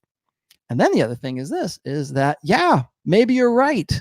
Maybe we are all alpha. Maybe we are the descendants of alpha men. Maybe that's why we're so damn successful. Maybe that's why we are where we're at right now. And guys will argue with me on this. Well, there's so many soy boys and everything. Yeah, I understand that. But that's social conditioning. That is, you want to talk about social constructionism. The soy boys that we have, though, it takes generations, and it takes a village. Remember, it takes a village to raise a child. It takes a village to condition alpha out of a young man. So it takes social media, it takes popular culture, it takes whiny ass music and soy and anything else to condition that out of a guy. So I've always been of the opinion, and again, this is me talking, so there's no science or anything behind this. It's just me talking, but I'm of the opinion that most kids, most young boys are born alpha, and they have it conditioned out of them. That's why I keep constantly referring to, whenever I talk about the blue pill, I say blue pill conditioning, red pill awareness, and blue pill conditioning. The reason for that is because so many boys are raised to sublimate that, to push that down, so that when they act like little boys, when they want to be risk-taking little boys, when they want to go, jump off the roof and into the swimming pool like I used to do, we sedate them and condition them not to do that. We want them to be more like little girls. So yeah, you can certainly do that. I would argue that, yeah, maybe we are actually all alphas that are repressed alphas, that is an actual possibility. And the other thing I was going to say is, I know for a fact that, 1 in every 200 men are direct descendants of Genghis Khan. We can see that. The other thing is, this is also, what was it, since 8,000 years ago, and post agriculture, 8,000 years ago, 1 man reproduced for every 17 women. So yeah, maybe we actually are the descendants of alpha guys who were very successful. This is the joke, of course, is like all these guys who are checking out of the sexual marketplace. If you're a MGTOW, or you're an incel, or you're just saying, screw it, I'm done, for whatever reason, and that's your opinion. Well, guess what? You are the result of generation after generation after generation of guys who successfully bred with other women. You would not be here if that were not the case. So you're going to say, forget it. This is how it ends with me. Okay. And you're proud of that? Okay, great. What was it? I saw this one cartoon, and I don't have it offhand right now, but it was actually criticizing women. It was like, your great grandmother had like 4 kids, and she was, doing laundry and hanging them. And the next panel, it was, your grandmother had 2 kids, blah, blah, blah, blah. And here they are. And that was that panel. And the third panel was, your mom had you, and you're great, blah, blah, blah. And maybe you have a brother or a sister, and she's raising you, and you're having a good time together. And then in the last panel, it's, oh, and you, which is this woman with a cat and ice cream and her internet or her cell phone, and it's just them, and it ends there, and that's the end of the line. So that's something I would tell guys and women as well. I think this is a lesson that women should be able to learn as well, is that if you think that it is in some way a victory to not reproduce, ask yourself why you think that. Why do you believe that? Yeah, maybe it's too difficult. Maybe the juice ain't worth the squeeze. Okay, whatever. Okay, maybe that's even a valid thing. But why do you come to that? Why do you believe that? You are the result. Like I was saying, maybe we are actually all alphas. That, we're certainly more alpha than the guy was before us, but it ends with us if we don't reproduce if we don't have, why are we driven to reproduce? What is this? AB, and I don't speak Mandarin. Is that right? Mandarin? Regular support, again, Rolo, looking forward to Chinese translation of Rational Male. What should I do? Oh, in Taiwanese? Should I do it in Taiwanese? Should I do it in Mandarin, or what's the other one? Mandarin and something else.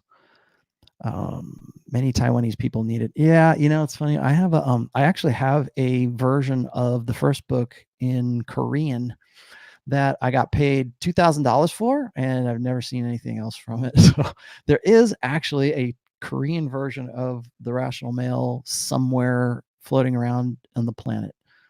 I plan on that. I should say, you guys want to know what my future plans are here. I plan on doing and releasing translations of the book as soon as I'm done with book 4. Book 4 is my highest priority right now. If you see a little bit of a change in my posting on The Rational Male, or you see a little bit of my Twitter seems to change a little bit, it's because I'm really intensely focusing on the book right now. And the reason why I'm doing, or I'm kind of switching up my posting habits or my Twitter habits, is because this book, I can't just go, oh, well, I'm going to go and take this old Rational Male post and rejigger it so it'll work in a book. This is me writing. Okay. This is all me. So that's why. But I'm glad for the support. Thank you very much. Antonio Espinoza says, could you do an analysis and opinion of a debate video between the MRAs and the feminists on the Jubilee channel? Could you do this in another video? Yeah, absolutely. Send me the link. Email me the link. My contact info is in the description there, Antonio. I'll be happy to look at it. Sure. I don't know what you're referring to, but I would love to. At some point, like, people always ask me, I think I spend too much time on MGTOW stuff, and people will say, well, how come you don't talk about MRA stuff? And the reason is because I think I agree more and I align myself more with a lot of what the MGTOWs talk about, because to be MGTOW, you have to be red pill in the first place. But for MRAs, I don't have as much in common with MRAs because I think that their premise is flawed. Most MRAs believe in egalitarian equalism, at least been my experience, that most MRAs believe in an egalitarian blank slate state. And that's something I'm simply never going to agree with. But I'll be happy to look at it. Send me the thing, man. I'll be happy to. I got to get to some of these other ones. These are really good. Some women are more hypergamous than others. This is usually trotted out by the not all women are like that critics. And a lot of these are, of course, women.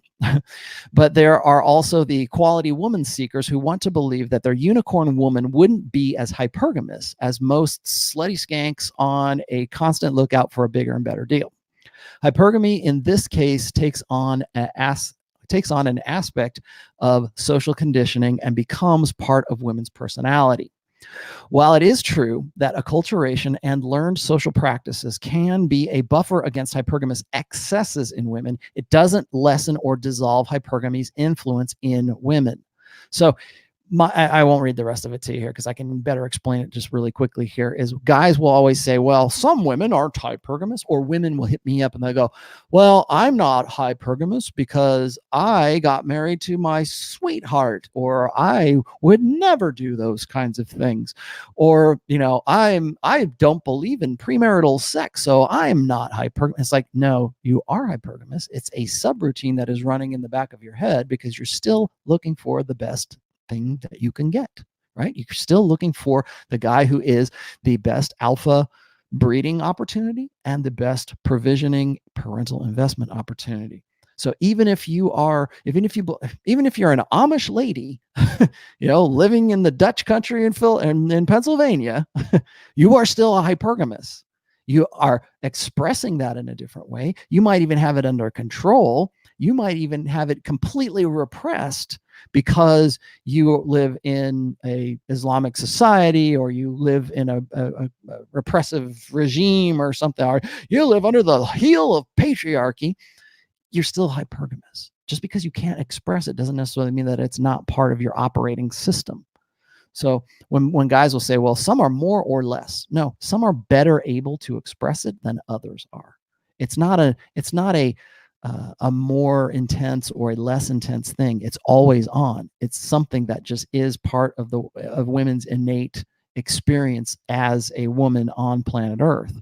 How they can express that is dependent upon their culture, their social context, their religion, their family, all that other stuff. So you're always hypergamous, but you can express it in different ways. That is another misconception. Well, some people are more hypergamous. No, you're not. Let's see this other one. Both men and women, and this is the follow-up to that. Both men and women are hypergamous. Okay, I covered this fallacy in false equivalencies. That link is already in the description if you want to look it up. It's an essay I wrote. But to recap it briefly, hypergamy is a sexual strategy unique to women. Women have attraction floors for men with whom they will breed and or settle into pair bonding with. Women only consider an equal to or better than relationship arrangement with regard to sexual market value of a man, in contrast to what they perceive as their own sexual market value. Men will date and have sex with women who are sometimes 2 to 3 steps below their own sexual market value. Hypergamy never seeks its own level. Women seek an advantage in the mating game, in the sexual marketplace. Women are always looking for a better than merited situation between themselves and the guy that they're with. Okay, they want to believe that, because that's one of the reasons why it's dangerous for women to think of themselves as being above whatever sexual market value that they could realistically be considered, because social media will teach women that they're go, you go girl, you're a 6 and you think you're an 8, right? That's why, because women, you want to know why women get lonely and they don't understand why they can't, they call men infantile and everything else, or they want to blame their lack of success with men on men. It's because they believe that they are above what their sexual market value actually is. But that is the result of hypergamy never seeking its own level. It's always looking for above its level. Whereas for men, let's say men and women are different in various facets. It is the equalist mindset that presupposes we are all the same or more alike than different. And because of this, the false equivalency argument is always the go-to response to hypergamy in women. You will always hear women say this. They will say, well, women are hypergamous, but so are guys. Guys are hypergamous too. Don't they want the best? Don't they want above that? Yeah, but they will accept less. They will be happy to have sex. Like, the old chestnut, no one's ugly after 2 a.m. Like, guys will go slump busting. Guys don't have a problem with that. I should also, this is where I'm going to tell you about men's preferences and fetishes. Okay. Guys, when guys say, well, I'm into fat chicks, or I'm into girls who are, I love single mommies, right? Or I like girls who are tall, or I like older chicks, right? That's a good one. I like older chicks, man. They're great. Yeah, of course they are. They're easy to lay. Fat girls. Oh yeah, I love chubby chicks. Yeah, I'm all about a little bit of extra, cushion for the push and whatever. No, they're easier to get with. Let's just be honest here. And then, or single mommies. Well, I'm sure they love you. I'm sure the sex is fantastic, because there's an incentive and a motive there, a motivation there that you don't get in women who don't have that, unless you're really hot and they want to, you have something they really want. But the reason why guys have these fetishes, or the reason why guys have preferences, is because that was what was successful for them in their sexual marketplace for them in the past. So if you have the easiest time getting with like thick women, I have a preference for fat women. Probably not, but you developed that. Your fetish is that. I like chicks who are, spinners, right? I like girls who are, thin as a rail, or was it flat as a board and easy to nail, right? I love women who are, the thing about men is this goes back to women's physical standards versus men's physical standards. And ladies, if you're listening to this, here's the part where you're going to get really upset. It is women who have a higher and more static standard of idealized male beauty than men will ever have for you. And I mean that because if you don't believe me, go and look at just how many varieties of niche porn there is. Guys get off on girls who are brunette, guys who get off on fat chicks, they get off on they get on mature chicks, they get off on midgets, okay? Guys get off on a lot of different things. Women, their standard of beauty is usually that Greco-Roman V-taper, six-pack abs, that, I'm not saying like huge bodybuilder dude, I'm just saying like that Greco-Roman athleticism, that athletic look, you know, with the V-taper and all that. You know, muscular definition, that has been the standard for women forever, since the time of Noah. Okay. That has been the baseline, the metric by which women idealize male beauty. Okay. There's a reason why dad bods are not, you don't find a dad bod calendar. You won't find a dad bod calendar for Christmas. You'll find the hot fireman calendar for Christmas, but you will not find the dad bod one, because that is not the ideal of male beauty for women. So you say, well, women will say, well, you know, men, you know, they default to youth and fertility, and that is true. We do. We tend to find women who are, was it between the ages of 22 and 23 years old across the board, from time we're 15 years old to time we're 70 years old. That age demographic is what we find the ideal look for women, because we're looking at, we do look for fertility and youth and stuff, but we'll take what we can get. That's the difference. That's why only women are hypergamous, and men are, you know, we're not hypergamous. Okay. Here's what gets thrown around. These guys will say, well, everybody wants the best.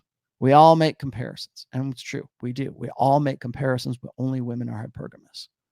Why is that? Well, you know, of course, men would love to have sex with a supermodel, sure, but they'll be happy to, you know, nail some slutty, you know, skank in a bathroom of a garage, or, you know, a gas station somewhere, you know, because we are opportunistic. Well, opportunistic breeders, I guess, would be the better.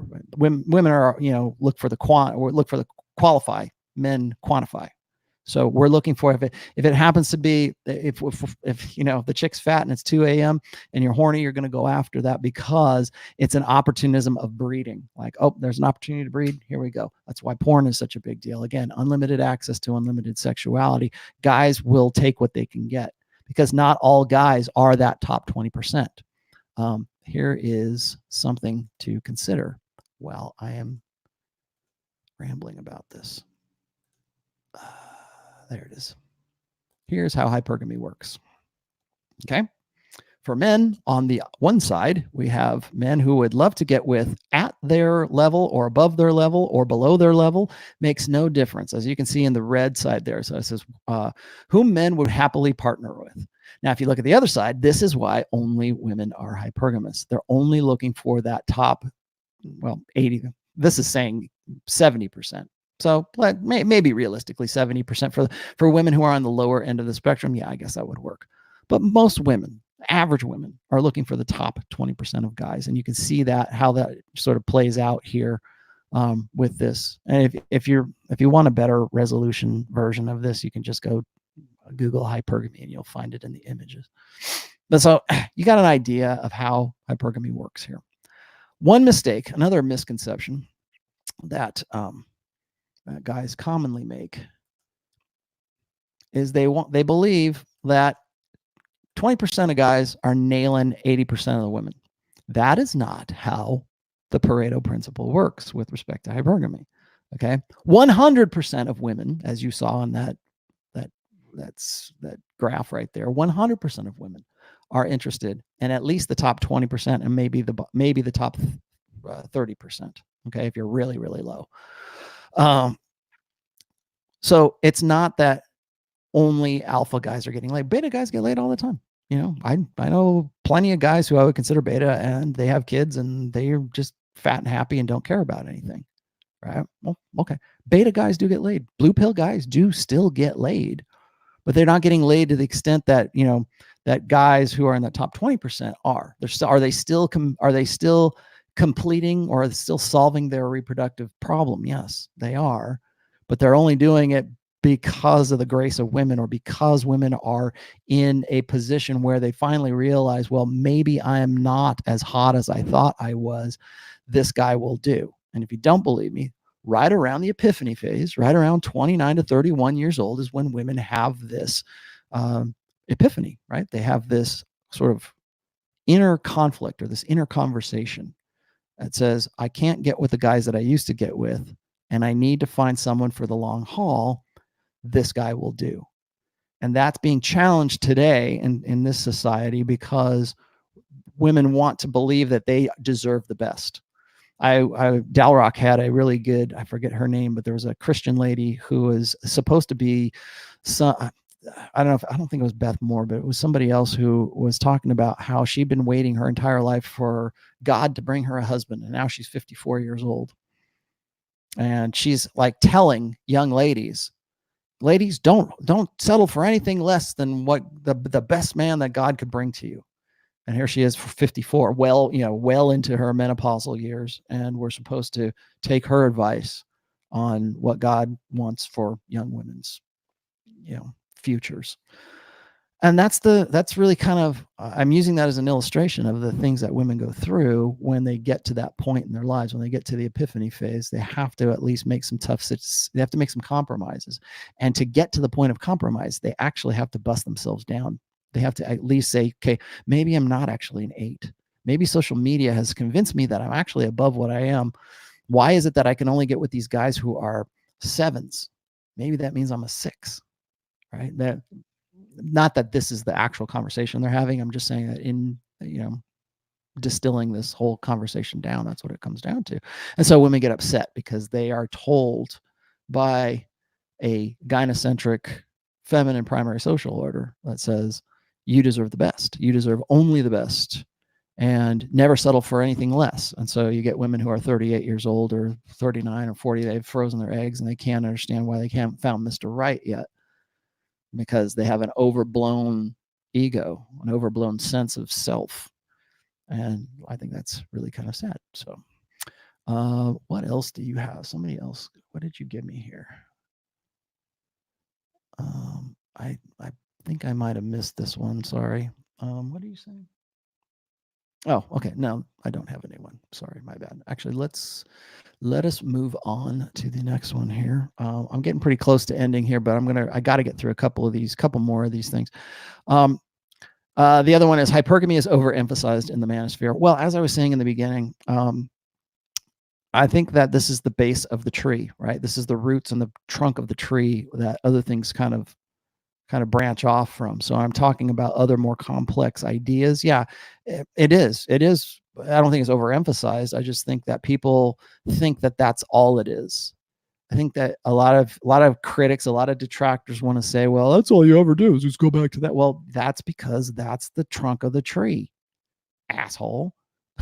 That's where it is. That's what we have to keep coming back to, because if we don't keep coming back to that, it's not that. Here's what people got. The reason why people don't like the fact that I talk about hypergamy so much is because they think it's a cop out, because they think it's just like something I'm just saying, right? Or you'll get these guys who are like the trad cons, trad pills, whatever, but you'll get guys, and it doesn't have to be those guys, but it'll be the guys that will say, well, if all you ever do is talk about hypergamy, then that kind of smacks of determinism. That these are guys who are very in love with the idea of personal responsibility. And again, just because I talk about it doesn't mean I endorse it. Okay. When The Selfish Gene, this book called The Selfish Gene, came out, a lot of PUAs picked up on it, and women lost their minds because it was the idea that men were not 100% in control of themselves. So when a guy goes and has an affair, or a guy can't help himself but go and bang other chicks while he's got another good girl at home, and because of the selfish gene, that's the devil made him do it, or biology made him do it, and he shouldn't be held responsible for his actions. Bullshit. Okay. Yes. Is it something that motivates you? Is it something? Do we have a base nature? Yeah, we do. Is hypergamy real? Yes, it is real. But that doesn't mean it's a license to go and sin. Okay. It's not a license to go. Like, people want to say that because you put so much emphasis on hypergamy, that means that women can go do whatever they want. No, it doesn't. It means that it's an underlying influence. It's not an excuse, but it's like, it's all these guys about personal responsibility, personal responsibility, personal responsibility. Oh, I agree 100%, but it doesn't negate it. It doesn't erase it. It just means that this is what you're working with. Because men want unlimited access to unlimited sexuality, when they go and they practice that, or when they go and they commit to one woman and then they follow that anyways, you can say, well, that's immoral, or that's wrong, or that's something okay, you should be held responsible for that. Yeah, maybe you should. A woman should be held responsible for it too, especially if she's doing something like that. But it doesn't erase the fact that that's the drive underneath it. So when people tell me like, oh, it's predeterminism and you're giving women a license to go, fuck. No, I'm not. And just by talking about it isn't a bad thing either. So there's that. Hypergamy only applies to men with the best social provisioning status. I've seen this one-sided perspective promoted by Dr. Jordan Peterson. The idea is that in women's natural beneficence, they will only be attracted to men with the best capacity to provide for her long-term security and parental investment. There's a difference between attraction and arousal. We'll come back to that. The idea myopically ignores the alpha fuck side of hypergamy equation. I talked about this already. The concept is very complementary to, and I mean complementary as a compliment, to women, and usually guys who limit their definition of hypergamy to the inherent goodness of women also tend to think of alpha in terms of being pro-social, leaders of men, leaders of business, the leaders in the community. This is false on many levels, but it's very virtue satisfying for men who believe that they'll eventually be rewarded by women, quality women, of course, who will, after a time, think nothing is sexier. Same as what Sheryl Sandberg says. I should also say that this fallacy is very popular with betas in waiting, right? So a lot of guys think that if they just do their best and they stick to their guns and they believe in the inherent goodness of women and they never really reject their blue pill conditioning, that eventually they will be rewarded for it. And this is a very dangerous position for men to be in when they get to be about 30 years old and women are looking at them from the perspective of their epiphany phase. So guys get very self-righteous when they get to be about this time. So Sally, who wouldn't have anything to do with him when she was 23, suddenly wants to, jump his bones when she's 31 years old. Well, why is that? What happened? Well, she must have matured. She must finally be done with those jerks and really want to get with me. And see how self-satisfying that is. So guys will sit it out and wait. That's why I call them betas in waiting. They wait for their moment. They wait for the woman their girl of their dreams, who is too busy, getting off with Chad in their party years. Now suddenly she takes an interest to him because she realizes that this guy would be good for the long haul. It's not that she's interested in him like sexually. She's interested in him from a long-term perspective. So, and these are the situations when guys get into, you want to know why the divorce rate is what it is. It's when women get into that situation with them, they think it's the best for them in the long term. And then they get about 7 years into the marriage, or they get into it, maybe even later, or they get right before 40 and they go, oh, this guy is so boring. I had such a great time with Chad back in my college days. Maybe I got to see what he's doing right now. They pine, like when we talk about plan B, that's where the plan B comes in. Oh, thank you. I know. I really am. See, look how cute I am. I'm like Baby Yoda. That's me, Baby Yoda. Where is this? Oh, there's it is. Thank you for $4.99 from Texas. My father-in-law is actually born and raised in Texas. Godfather, does always bringing a woman here from another country end in failure? I'm 49. My fiance is 21 from Venezuela. She looks like a Victoria's Secret supermodel.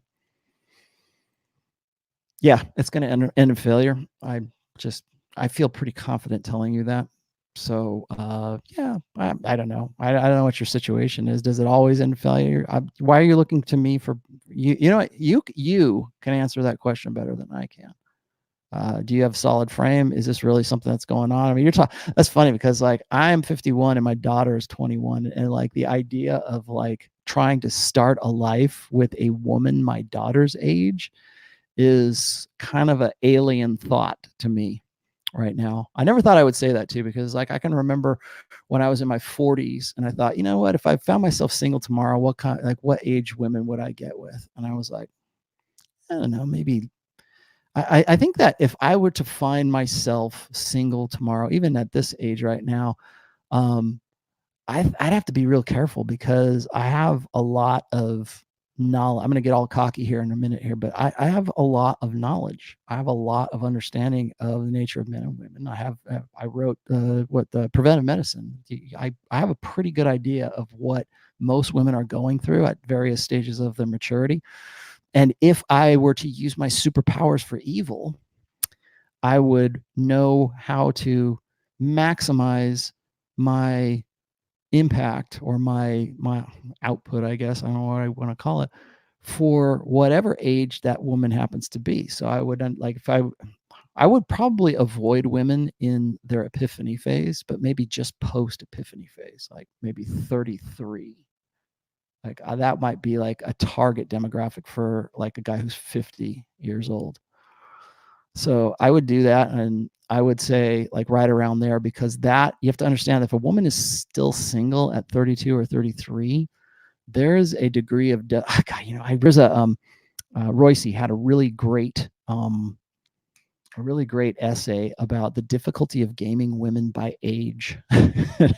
And there is a point where like when women get to be about like between 32 and 35 years old, where there is I'll say a point of desperation, but there's where the idea of her not finding a guy motivates her, incentivizes her dating, like her idea of dating, her idea of being with a guy is different at 33 than it would be when she was 23.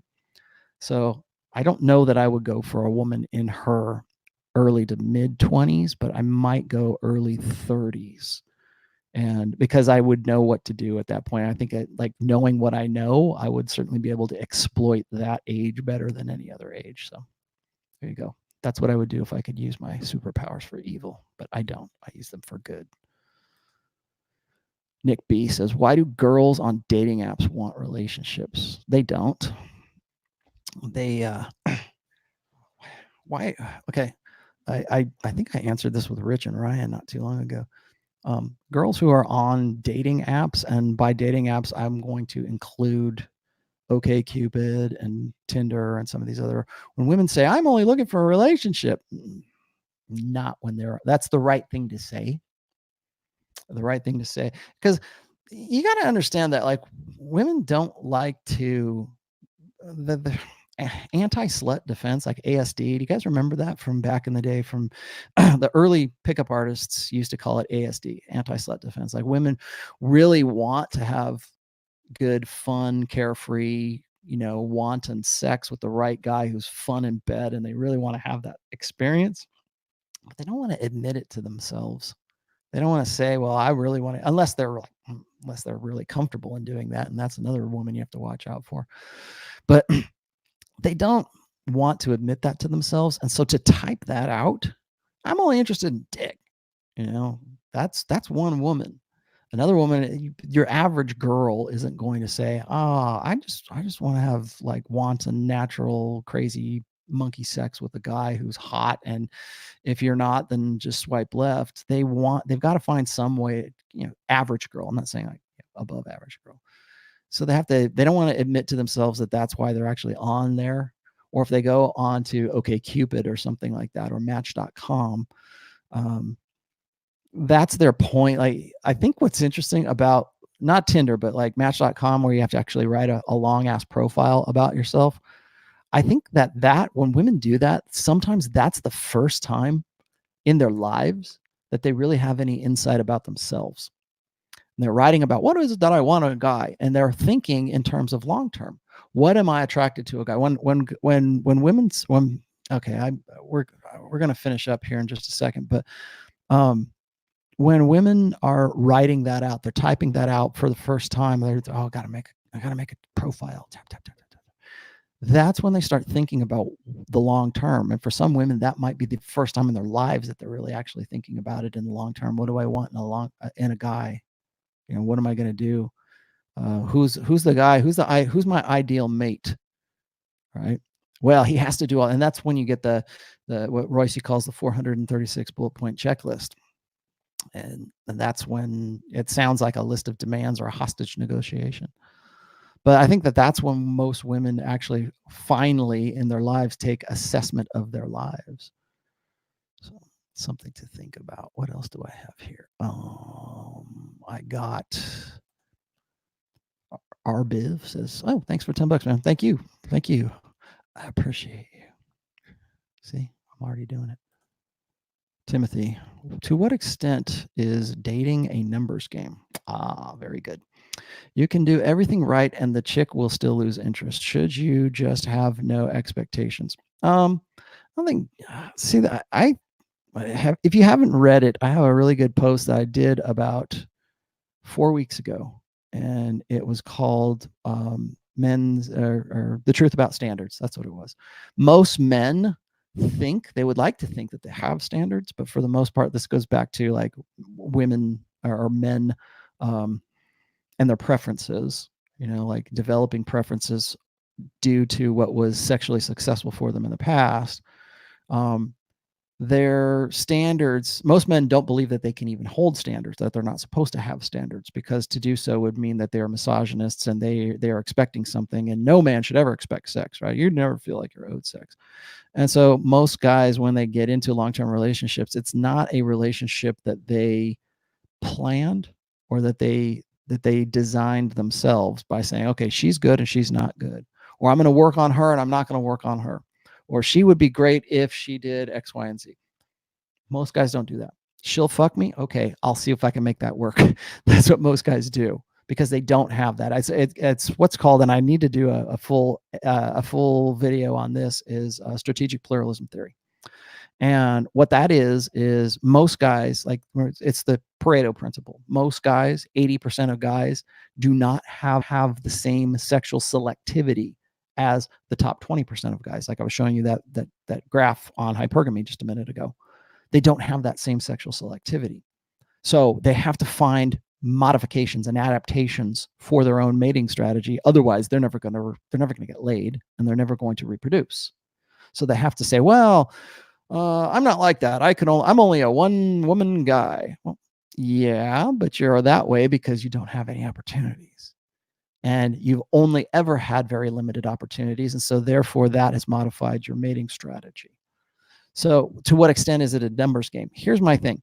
A lot of the early game guys, a lot of the early PUAs would encourage their adherents, I guess, to go and spam approaches. Go out and talk to 50 girls. And if you get shot down each time, that's okay, because you're just trying to get the fear of rejection out of your system. And that was brilliant. That's actually, I have no disagreement with that. I think that was a good practice back in the day, and it still could be today, I think, too. But to expect that spamming approaches is going to get you numbers, or is going to get you, acceptances, let's just say, to expect that is ludicrous. Okay, you have to understand what that practice is. It's so that you will get over your fear of rejection. It's not that you're going to actually get with these chicks. Maybe you will. Hey, that'd be awesome if you did. But like, guys will say, well, you can spam 100 approaches and only get one yes. That sucks. Wow, man, the odds are so against you. It's 100 to 1, if that even, right? And they think that because of that it's just a numbers game. You just got to go out there and spam, right? Well, the thing is it's not about it's not a numbers game so much as it is a persistence game. Because what I've told guys is this, and you might have heard me say this in the past, is I think if you're single right now, you should go out once a weekend and make one approach, regularly, religiously, routinely. Go make one approach on one girl that you never know in your life, and you might get shot down, right? But you can take that information, you use it, and then the next weekend, next Friday, you go and make another approach to another girl. And you do that every weekend for a year, and you will have made 52 approaches. And in doing so, you'll probably be a little bit more analytical about what worked and what didn't work and what you can do to improve and everything else. But you will have made 52 approaches. 52 approaches is more approaches than the average guy makes his entire lifetime. So it's a persistence game. It's not a numbers game. It's not spamming. It's staying consistent. That's the same thing with the gym, man. You can go to the gym and work out once and go, and just, go and spend 4 hours in the gym and do it. And that does nothing for you if you just do it that one time. You have to keep coming back. And it's a persistence thing. That's what builds muscle. That's what builds intelligence. That's what builds your analysis over what's successful and what is not. So go out, don't have to spam approaches. Go out and approach a new girl and approach a new girl every weekend and see where that gets you, and stay consistent and make a commitment to yourself to stay consistent and see where that gets you. I bet you it gets you a whole lot further than just thinking things are a numbers game. What else do we have here? All right, I do have to get to one last thing. We're at the 2-hour mark, so I'm going to let you guys go here in just a second. But there is one thing here. I'm going to read through the rest of some of these here. It says, okay, so this is another misconception about hypergamy. It said it is men who are responsible for hypergamy. This again goes back to that personal responsibility aspect, where guys think that it is women would be better if men were better. Okay, that I've never heard a more female serving mentality than that. Okay, the belief of the core belief of that is that well, first of all, hypergamy gives women a way out. It doesn't. Okay, it just is, and so we have ways to buffer that, and sometimes we don't. So there you go. The other one here is hypergamy means only 20% of men will ever get laid. Bullshit. Betas get laid all the time, and the thing that gets guys is most guys will say, well, I don't want to get with a girl who's ugly. Does that mean that, if I get with a girl who's like lower than my SMV, then does that mean that that's the only way to have a healthy, satisfying relationship? No. What it is that, remember, sexual market value to the person that is perceiving it is subjective to that person. Most women, because of social media, believe that they are above their own sexual market value when they're on social media. But when they get out into the wild, when they get out and they're with other girls, and these girls look like super, what's funny is I've known women young women, poor girls, who will say, they'll be my crew from up here, from like Northern California, or for Nevada, or for Northern Nevada, like Reno or Sacramento or San Francisco. And sometimes I'll grab some of these girls and we'll go down to Vegas. And these girls are happy to go down there. They're like, oh man, I get to go to Vegas. Yeah, I'm going to work Vegas. And then they get put up for a night or two. Then they got to work a gig, and then they're free to go do whatever they want to with their girlfriends. And they love it because they think that they're going to be like, they're going to be big fish in a big pond. And they get down there and they realize they look like everybody else. And in some cases, they don't look as good as some of the other girls who are down there in Vegas, like if they're at Dre's or they're at some other, some really nice high-end club or something like that. They get there and they realize that there are a lot of hot chicks here, right? If you were a girl and you think, oh, I'm an 8 or I'm a 9, and you're a 9 in Sacramento, or you're a 9 in Boise, Idaho, and you go to Hawaii and you meet Dan Blitzerian, and you go to whatever, Dan Blitzerian's Halloween party, and you see all the chicks that are there, suddenly you're not a 9 anymore because you're right there. And it's sort of like a rude awakening. So that's the subjectiveness, I should say, of sexual market value. So a woman can believe most of her life that she is locally where she's an 8 or a 9, and then you put her in South Beach in Miami or whatever, and suddenly she's only a 7. So keep that in mind when you're thinking in terms of, well, I don't want to get with a girl who's lower than my sexual market value. Well, remember, her sexual market value is perceptive. So when I see guys, I've seen some really ugly dudes get with some really hot ass chicks, And guys will say, well, he must have really good game, or he must have like a 9-inch dick, or he must have, you know, a lot of money or something. Like there must be some mitigating factor between there and stuff. And maybe there is in some cases. But I've known guys who are just like fry cooks who will get with like, you know, overweight fry cooks who can get with like women who I would say like on the Tomasi scale, I would say are at least 8s.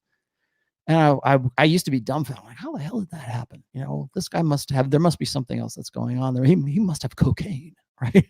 But no, it's that the woman doesn't think that she is as high a sexual market value as he is. Like he might have something else that's going for him. He might be dominant. He might have something that is a prerequisite for her that we don't know anything about, or her idea of what is, you know, what's an 8 and what's a 6, that we don't know what that is. The other thing I should throw out there is we always tend to look at women and men and sexual market value on the HB scale, right? The old gaming, you know, the old mystery method, which is HB, like hot bitch or hot babe 8 or whatever. You know, I use SMV instead of HB now because that's kind of old school.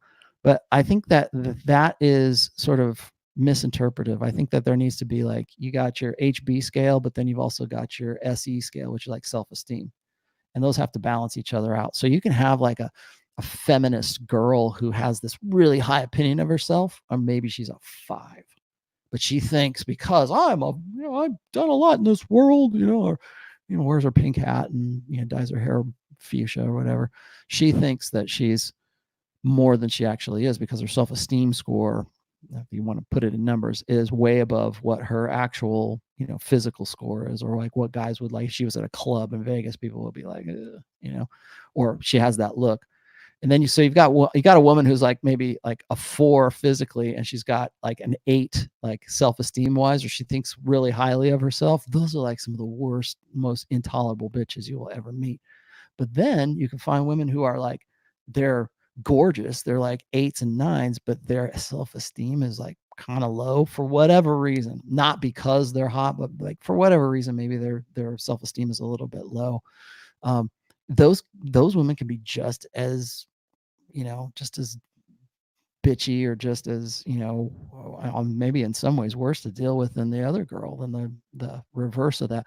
So I think there's other things to consider when we're looking at just sexual market value. So got to think of those things as well. Next one here is hypergamy requires trust on the part of women. This was nonsense. I don't even want to deal with that one. Men should stay ignorant of hypergamy for their own good. This is another misconception. Because I think a lot of people tend to think ignorance is bliss. And if I didn't know about this, like a lot of people like despise me because I make them aware of things that maybe in the back of their head they always knew, but they just didn't want to confront, and they would very much like to plug themselves back into the matrix, and they can't do it anymore. And hypergamy and understanding it is something that that is really tough to swallow. You know, it's not a tough pill to swallow, right? Oh yeah, and then I also should say this is where the guys get the notion of leagues. They don't qualify for certain women because they're out of their leagues. What else do I have here? Oh, hypergamy give women an out for bad, evil behavior. Yeah, okay, so we talked about that one a little before. Women aren't slaves to hypergamy. Yes, I've already talked about that as well. Buffers, you know, there are buffers against hypergamy. This is the one I wanted to get to, and I'll end with this one right here. Women are hypergamous and men are hypogamous. Okay, I don't know if you ever heard of this very moronic idea that men are more inclined to, I believe this is what it is, more inclined to want to marry down while women want to marry up. And as a result of open hypergamy, as a result of really feminism and women being able to, like, say, out earn their husbands, that men want to look for women who actually earn more than they do because they want a man down and allow the woman to man up. Okay.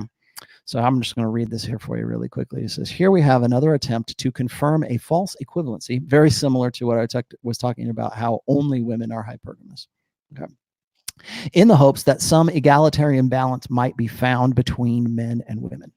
I've heard purple pill men trot this one out occasionally. Hypogamy is the idea that men must marry down, or the increasing tendency for women to marry down in the face of men's socioeconomic status being less than that of women. So essentially the idea is this is like, well, women are earning more money now.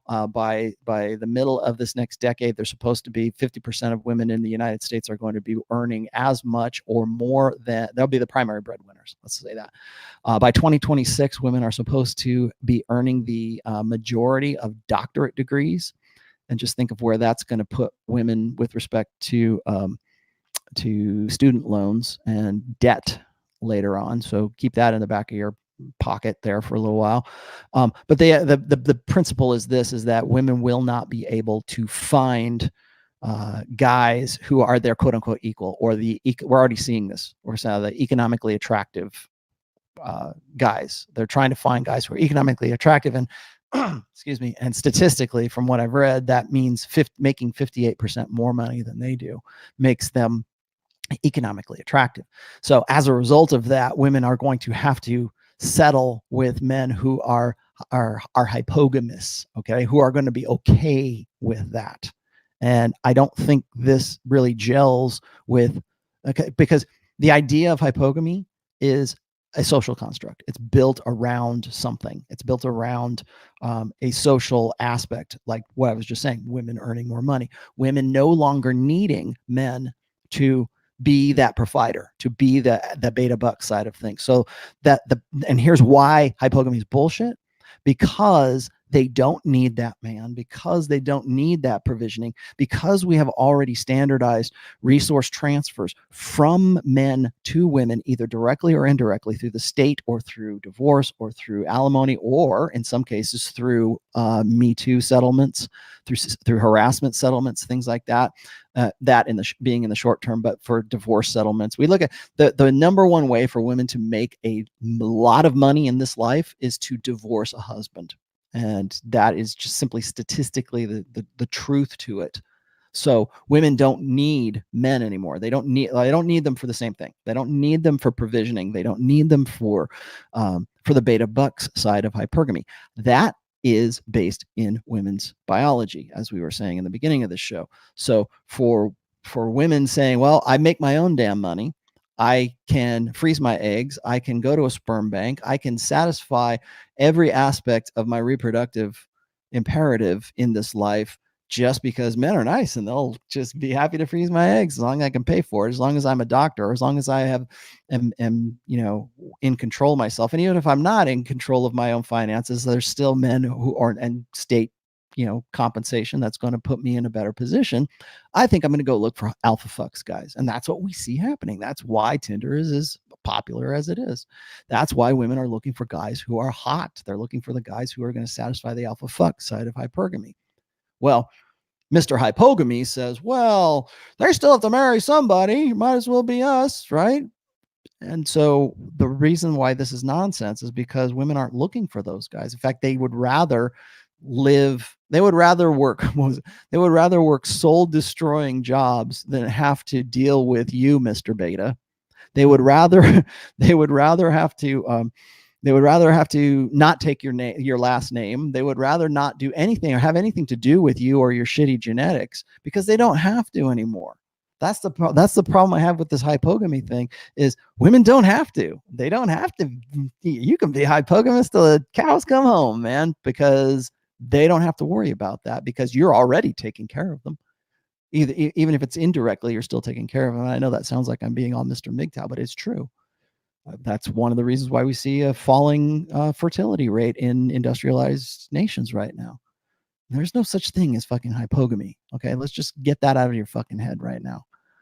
Okay, so, and I wanted to throw this on there real quick. The salient point is that there is no biological element in men that would suggest anything about men opting for hypogamy.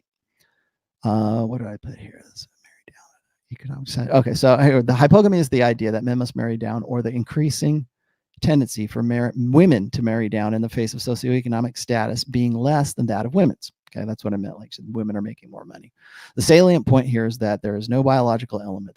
Okay, this is simply another effort to balance hypergamy for an egalitarian mindset. That's where this hypogamy bullshit comes from. It's this belief that men and women ought to be equal, or we can live in this, equalist balance. And we already see right now, as a result of women looking for guys who are economically attractive, right? Egalitarianism is bullshit. Okay? It is just 100% unadulterated bullshit. Because if it were, they wouldn't have a problem. We wouldn't see article after article written about how women have a tough time finding a guy who is economically attractive.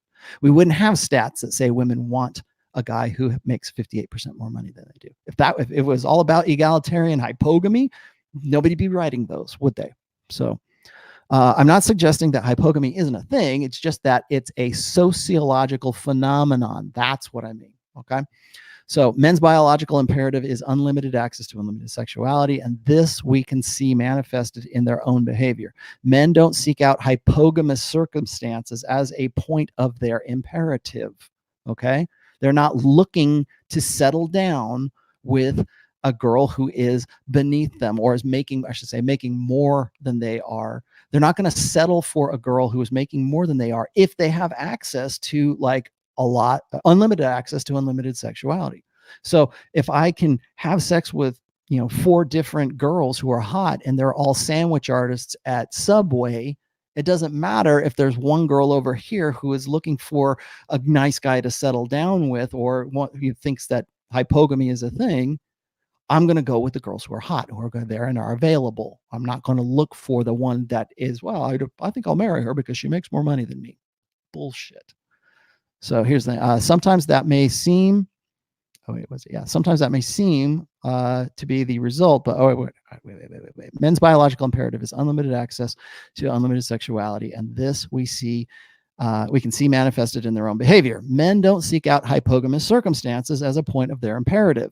That's what I meant. Sometimes that may be the result, but again, this is an extrinsic circumstance, not an evolved drive. So anytime anybody tells you, I think there's a thing called hypogamy, Dr. Phil, don't believe him. That's bullshit. Okay, what else? All right, guys, I'm going to be done. I thought that was the most important thing to throw out there. That was the salient point of this talk today. Well, okay. And I think I am caught up with, there we go. That was a good one, wasn't it? All right, guys. So it is now 5:28. I have gone 30 minutes over because I can. Sandwich. So here's the deal. I am going to be on with Pat Campbell on Friday for my regular time. That will be at 11 a.m. Eastern time on the terrestrial radio show, AM 1170 in Tulsa, Oklahoma. That will be 11 a.m. Eastern time. If you want to catch us live, you can. You can listen to it anywhere. It's on their website. Just look at my Twitter feed and you'll find it. The other thing is on Saturday, I will be doing Rule Zero. Once again, that will also be at our regular time, which is 11:30 Eastern on Saturday. But right immediately after that, about half an hour after that, I will also be on this other show called Into the Gap, and it's not what you think it is.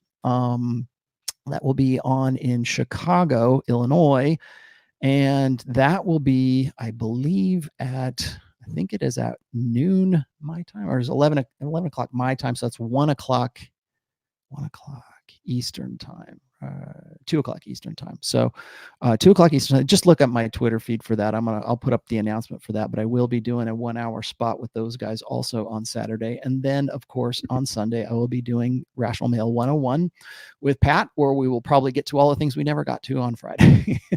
So anyways, so that's that. I hope you guys have a better understanding of what hypergamy is and how it can get distorted. It's not a death sentence. It's just something that is. You just need to take it and use it to your advantage. There are ways that you can use an understanding about hypergamy to your advantage.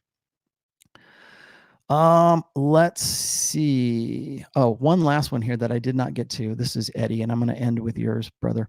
Says, hey, Rollo, don't know if you've answered this already, but how should short men deal with hypergamy and raise their overall SMV? Okay, here's the deal with short men. First of all, how short are you? Is the real question. I think a lot of guys who think that they are short see that as a disadvantage. I got to dig this up, but there is a chart somewhere, or there's a few articles written about this, about the height of leading men in Hollywood. And so most of these guys aren't as tall as you think they are. Like Robert Downey Jr. is 5'9". So is that what you consider short, or are you 4'11"? Right? I mean, there's a difference between those two. Also, what I would suggest is look for women who are your height or shorter than yourself. That's another thing that you can do. Other than that, the only other thing I can think of is try to find ways to compensate for those deficits. And people will say, well, you're a short man, you have short man's disease. Right? People want to throw that at you. And they'll say, oh, you're compensating for something. Yeah, you are. You're compensating for something. And you know what? We all compensate for things. We all have deficits, men and women. But since we're talking about men here, men have deficits, and we have to find ways to compensate for them. So if what makes me the most attractive that I can possibly be is, let's say, looks, game, and affluence, like status and money, right? In all of those, I'm going to be at different levels in all of those, right? I mean, I'm happy that Return of Mac thinks I'm cute, but let's just say I've got looks of some level. I've got X amount of money. I've got some kind of status, at least within my own kind of tribes in my group and what I do for a living. That's another thing. I work out. And so there's ways that I can make up. Like a lot of guys, like, with the stereotypical short man's disease is, oh, he's all buff because he's compensating for being 4'11". Yeah. But if he finds a chick who's like 4'10" and he looks hot and doesn't look like a beach ball, he's going to be in a position to reproduce. So yeah, we all compensate. We all have ways of compensating. So what are you going to do in other aspects of your life that will compensate for, like, say, your height? Because if your height is a deficit, how are you going to compensate for that? You're going to make a lot of money? You're going to be in good shape? Good. Do that. That's the best thing you can do. The trick is, don't let that turn you into an asshole. Don't let that turn you into, like, try to stay, grounded. Try to stay humble. I guess humble is the word. Try to stay grounded and understand and accept that, yeah, I'm short. That's just the way it is. And I'm not going to let that bother me. Yeah, women do indeed vet men for height. So, one of my best friends is a Filipino guy, and he is 5'5", I think, 5'6", maybe. And the best dude I've ever known in my life. I love him like a brother. I've done work with him ever since 2001. He's been a business associate of mine for a while. He just a fantastic dude, and is married. His wife is about his height, but and he's not like ripped or cut or anything like that. He's just average dude. Just happens to be that. That's just that's the luck of the draw. He was born Filipino. That's how it works. I was born a Scandinavian giant, right? I'm 5'11". So what are we all have to compensate. My wife, by the way, is exactly the same height as me, and she has said on very many occasions, if you had been an inch shorter, I probably wouldn't have dated you. And I'm like, I know, and that's just something that I accept. Sorry, that's how it works. So how do you make up for that? I got another friend, a girl who used to work in the old studio that I had going, and she was 6'1", I think 6'1", maybe 6'1.5", somewhere around there. And so after a while, she realized she can't always find a guy that's going to be taller than she is. And so, she's like, looks for an attractive guy. But if the guy happened to be 5'11" or 6 feet tall, he's still a tall dude, but he's not as tall as she is. So she's kind of has to say, okay, well, I'm a tall girl. I'm an Amazon. So I gotta at least have some sort of compromise here. Otherwise, I'm never going to get laid.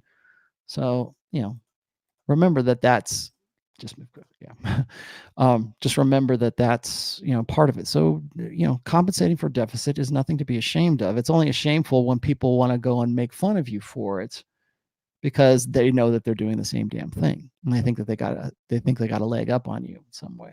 So make the best of it. Make the best of compensating for it. That's the best way I can put that. So anyways, guys, okay, this has been a lot of fun. Let me see, what else do you have here? Thanks for the advice. Your book saved me. Oh, okay. I'll put that up there at the last. Thank you. I'm glad. I've been getting a lot of, I get a lot of hate, but I also get a lot of love. And so I try to focus on the love, particularly this time of year. I've had a lot of guys email me. So, and by the way, I don't think I've ever mentioned this, but like, guys, if you email me and I don't get back to you immediately, I get a lot of emails. And I'm not saying that to like, oh, I do. I actually get a lot of emails, and a lot of time, unless you have like this really pressing question at the very end of your very long email, I might email you back and say, hey, thanks. I'm glad you could benefit from it. But if I don't, it doesn't mean I didn't read it, and it doesn't mean I don't appreciate it. I do. I appreciate everything, and I read all of my emails. It's just that I sometimes can't get back to them because I'm doing something else, or I'm, sometimes people will say, well, I want to get a counseling session. Okay, I am still doing counseling. I'm kind of scaling it back a little bit because I'm focusing primarily on book 4 right now, and I will be probably until about the middle of March when it finally drops. So just keep that in mind. I will talk to you when I have the chance to talk to you. And then, like I said, the best way to support the show is either through super chats, or you can become a Patreon subscriber, like my good friend. I can't remember your name now. Whatever. So guys, this has been fun. I hope you guys have enjoyed this, and I will be back next week. I'm looking into doing Religion in the Red Pill probably next week. I'm not sure who I'm going to get. If you guys want to email me, or if you want to leave in the comments here what you would like to see next week, I'm thinking about doing either Religion in the Red Pill, or I might just do an open calls again. And then what I mean by that is I'll have Josh on, and you guys can come on live with me and we can talk one-on-one. Especially if you want to have some sort of counseling. Sometimes it's great to like have you guys on so I can talk to you about whatever your issue is, because other guys can benefit from what I tell you because they're going through the same thing. So keep that in mind as well. I think I might do that. I haven't done a live one in a while. So anyways, all right, guys, thank you very much, and I love you all. See you later.